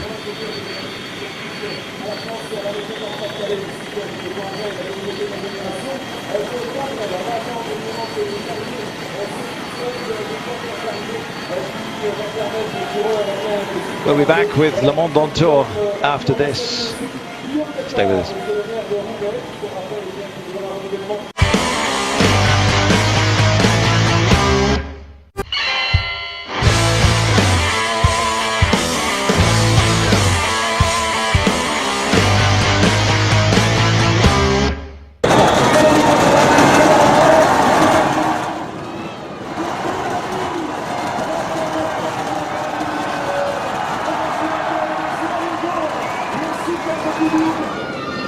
Welcome to LeMond on Tour, where you've just seen the fantastic joy across Tony Martin's face as he took a 5th stage victory at the Tour de France, and he's taken the yellow jersey for the first time in his career. Greg LeMond, of course, is here with me. Greg, a fascinating stage, an exciting stage. The riders coming over the line covered in dust from the cobbles, and a popular winner at the end of it. Oh, Tony did a perfect move. He's the guy to do it. He's a great time trialist, but his move is perfectly timed. Everybody else was looking at each other.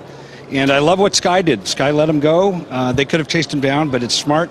They actually let somebody else take the lead. Got the yellow jersey. They took the pressure off themselves. And I think Sky did a very good job. I watched Nibali was great today, but I was impressed with Chris Froome's attacking at the end. That's what I love to see, a yellow jersey. When opportunity comes, you got to take the opportunity and give it a try.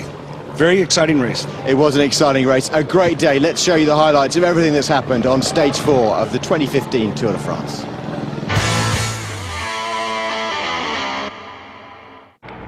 A quite breathtaking stage then, stage 4. They were ready for fireworks and they had them. Straight from the off, 4 riders out in the breakaway. De Hent, Brun, Vestre and Kemener. And it was the Lotto Soudal rider who took the one King of the Mountain point on offer. They headed onto the pavé, the first of 7 sections with the breakaway still intact. And then they went into a contested sprint for the intermediate sprint midway through. Top 4 riders had gone through. This was mopping up the rest of the points. Mark Cavendish pulling himself out into the lead and accruing enough points to pull himself at this stage up into 3rd position in the green jersey standings. Peter Sagan had a little bit of fun with the riders who contested that sprint. Andre Greipel taking him seriously when he suggested that they should head off on a little breakaway of their own, and then realising that it was actually just a bit of a joke. So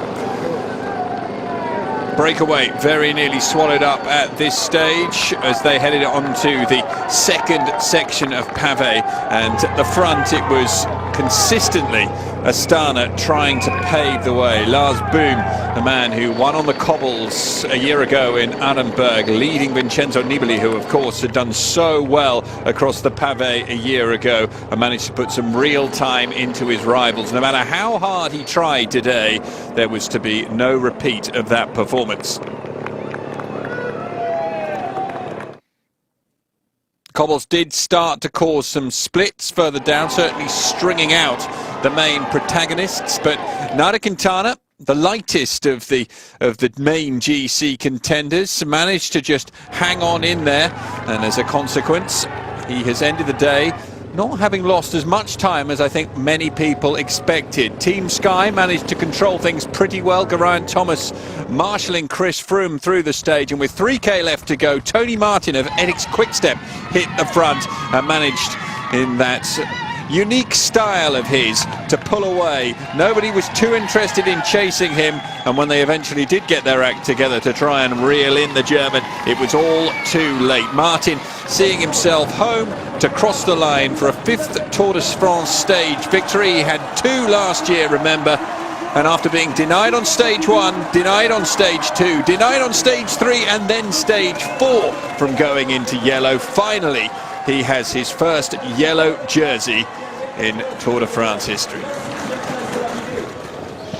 Greg, Tony Martin's missed out on the yellow jersey the last 2 days just because of the time bonuses. The smile on his face there, as we just see Julien Vermont go behind us as well on the studio, one of his teammates. The smile on Tony Martin's face, fantastic, but how did he win this stage? Well, he took a risk. He took a risk that he might as well go for it. If he doesn't, it's going to come down to a sprint, and he most likely wouldn't get that sprint, get the time bonus. So he did a very smart move. But he also took advantage of the competition from the other teams. Everybody else is also looking at each other. I said Sky did a very good move by not chasing him and they're looking back and saying, okay, you guys want to win the stage, you have to do the work. And he took advantage when you're alone like Tony Martin, but not only he's very strong, he's very fast, but he kept a very consistent pace. When you're solo, you're keeping a consistent pace. The teams behind, they're fluctuating their speed, and that little difference gives them a little gap. And I rode the back of the course. Then he had a slight downhill descent for about a half a kilometer, which let him recover. He came around 2 very technical turns. He was able to carry his speed through where the peloton was also kind of slowing down, and that gave him that nice little gap, and where he was able to ride it up to the finish line. And it's rare that it always happens like that. But if you're not willing to take a risk, sometimes you never win. Well, he took the risk and he got the reward. Let's hear from today's stage winner, Tony Martin. Today, how tough was it to win this and to go into the yellow? Yeah, honestly, after having flat tire, changing bike with the wrong position, I was just thinking to survive the stage and looking forward to the next stages. And suddenly 5k to the finish, we were all together and everybody was looking to each other and nobody really wanted to pull. So I just decided to give me a chance and to go full gas ahead, and somehow I found some power, and I made it. I don't know what happened in the back, but yeah, I was so nervous. I just was pulling. I don't know how many watts I pulled. I think more than I ever did, but now I'm so happy, and 1,000 thanks to my team. They supported me the whole week, and no, I gave it back, so I'm super happy. Great show. Massive solo break. So Tony Martin there saying he just decided to go full gas, and there's not many people who can stop Tony Martin full gas. But it's worth noting that he was on somebody else's bike. Matteo Trentin, Tony Martin had a mechanical, took Matteo Trentin's bike quite a way out as well, Greg. So that was even more impressive. Well, every rider, I actually could tell if my seat was off 1 or 2 millimeters, so that's a big deal. For him to break away, also raced for the last 20 Ks on somebody else's bike. You could tell his face, he's so happy, but he's also very competitive. You know, he's a fighter. Last year he did an amazing solo break, and that was an amazing ride, especially on somebody else's bike. I don't think, I wouldn't have probably done that. Actually, every rider would probably do it, but it's rare that you can actually feel good on a bike and actually make it stick to the end and win the race. Absolutely. Let's think a little bit more about how the race unfolded then. In second and third place, we're thinking of Declan Cobu we saw last night, and Peter Sagan also in the top 3, and we will speak about those in just a second, but I'm going to cut myself off to go to the podium of Tony Martin right now. Well, such a hugely popular rider to move into the yellow jersey and to take the stage win as well. And as we've just been reminded, to do it on somebody else's bike. Perhaps Thibaut Pinot could pick up a few tips there of what to do when things aren't going right for you at the end of the pavé. Offered his own teammate's bike and Thibaut Pinot turned it down. Tony Martin accepted Matteo Trentin's bike. He's gone on to take the stage victory.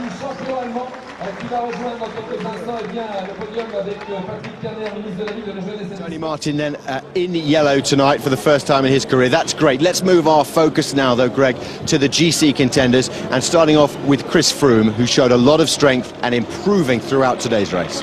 Yeah, I think it's it's really hard to judge how he's going to do on the cobblestones because he never got a chance last year, and I think he would have been fine last year too. And he's a very dedicated, very focused rider, and if you're a winner of the Tour de France, you've got a lot of skills. But I was impressed the way his team rode for him. He had some very good teammates, but he was always there in the front. I think Chris and Nibali were the ones that main actors in the front of the peloton, and Nibali was impressive too. He did a lot of really impressive attacks. I rode one of the last sections, and it wasn't as difficult as it appeared, and there was a little bit of the wind didn't play in favor of a breakaway. And it takes, when there's no rain and the pro peloton's such a high depth of quality of riders, it takes a lot of cobblestones and some really bad ones to really split the group up. A lot of times I loved the result today. So there wasn't really any accident that took favorites out. It was just kind of a race of skills and effort and performance. So I love it when I don't like to see people getting taken out of the race because of an accident or bad luck. So I'm happy all the GC riders were here at the finish, and race isn't really changing that much. It did not really changing that much apart from Tony Martin taking the yellow, but in terms of, as Greg says, the GC competition, not a lot changed today. There were some dodgy moments, though, for Chris Froome and Vincenzo Nibali, which we'll talk about in just a moment. First of all, though, let's hear from Chris Froome from Team Sky.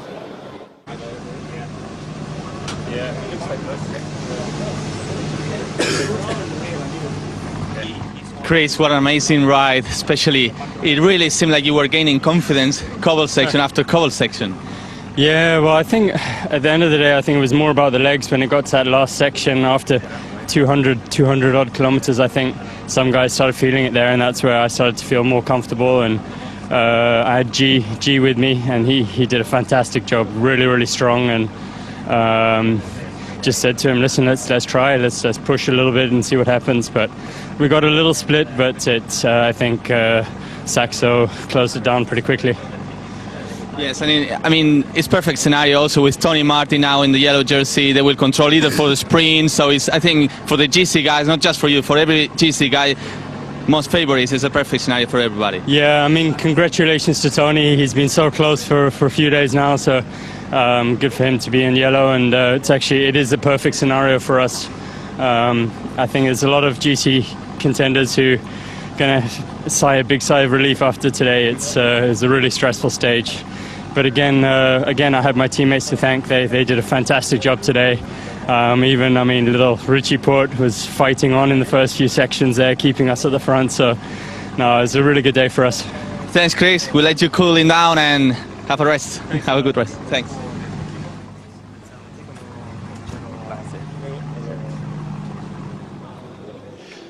Greg, Juan Antonio noticing and asking Chris, did he increase his confidence through each cobbled section? Because he seemed to get more confident, and Chris agreeing that he did.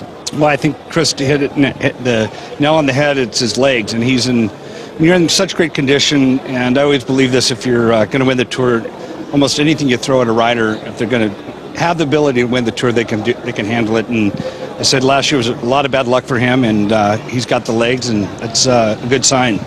It is a good sign. Chris Froome also mentioning how expertly Geraint Thomas guided him through today's stage, but there was one moment, Greg, wasn't there, when Chris really had to stick an elbow out and fight for his position, not to go off the bike, showing not only aggression but also great bike handling skills. We see it there. Well, that's what's really dangerous, and about all road racing is that you're coming into gutters. And he had a little bit of, he was trying to move on the right side. You had one rider pushing over, also moving to the right side. He had great bike handling skills. I have to say, he's lucky he didn't go down. That was, he did a great save there. It was, I thought he was going down, actually. Yeah, I think a lot of people did, both watching and on social media as well. I want to talk about positioning now, because you mentioned how important that was. We've got a slowed down analysis now coming into the very first cobbled section, and we've circled a few riders. Greg, talk us through this. You got Greg Van Avermaet, who's right now being kind of singled out. The whole point of being positioning before cobblestone is trying to get to the front at the right time. There's a constant rotation because of wind. If you have a side wind or headwind, if you go too early, you're going to be stuck with the front, but you slowly get pushed back as other riders keep coming around. If you see Greg comes up, he gets pulled over, he'll pull over to the center. Now you have another couple riders coming out the outer side, rotate in front of him, and if you're not careful, you'll go right back. So that's what's really hard, and that's what teammates help you stay in front. But it's interesting to note, you'll see him now, he's moving back up, he'll move back up to the front, and he's keeping himself in very good position. And you see him right now, and then he'll as soon as there's a little gap open, he's going to push himself back up to the front.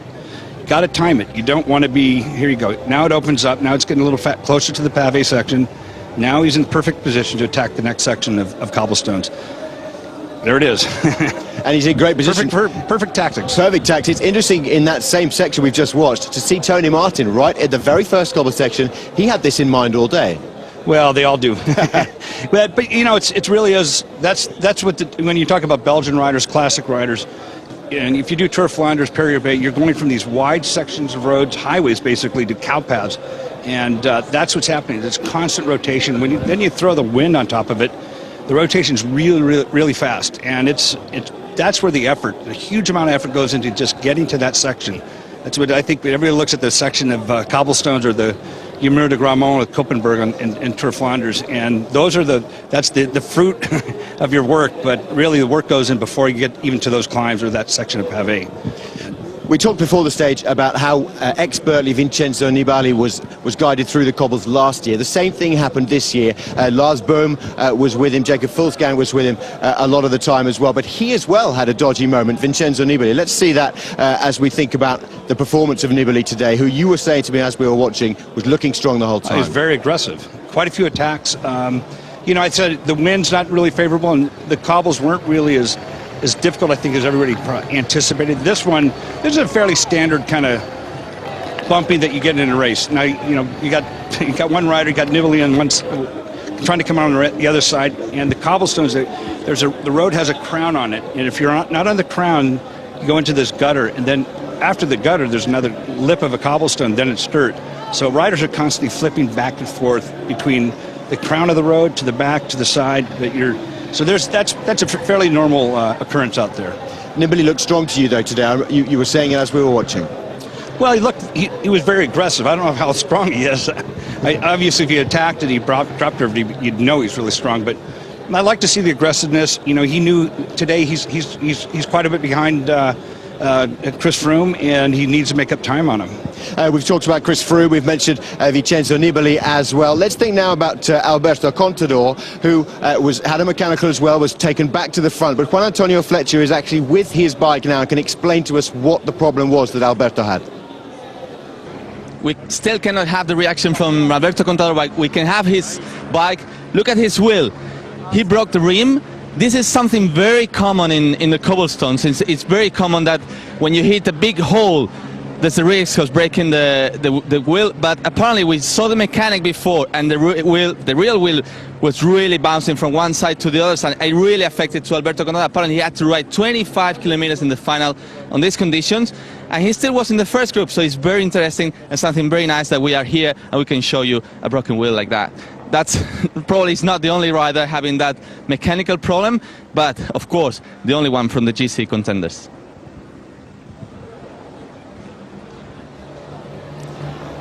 Great to have Juan Antonio Fletcher. His eyes, amazing. He sees all these things. Greg, you watching that? Interesting. You said, yeah, that happens. Well, yeah, I actually was doing a reconnaissance this spring, and Rolf Aldag was there showing what Quick-Step was going to be using. But he said it's very common to get wheels that have like 5 or 6 fractures. Which I said it's crazy to think of racing on a carbon wheel that's going to get fractures. And what's happening is the tire's getting pinched. And the tire's getting actually pinched so hard that it's the cobblestone that's actually cracking the rim. Personally, I think I'd go for aluminum. The weight's not that big of a deal. Aluminum is still a great material, but they feel fairly confident riding wheels that have fractures. I would not feel confident with that. Greg LeMond would go with aluminum. Of course, we in Britain would go with aluminium. But there we go. We'll let you off that. We'll let you off that, Greg. And let's go to the podium now and see Tony Martin get the yellow jersey.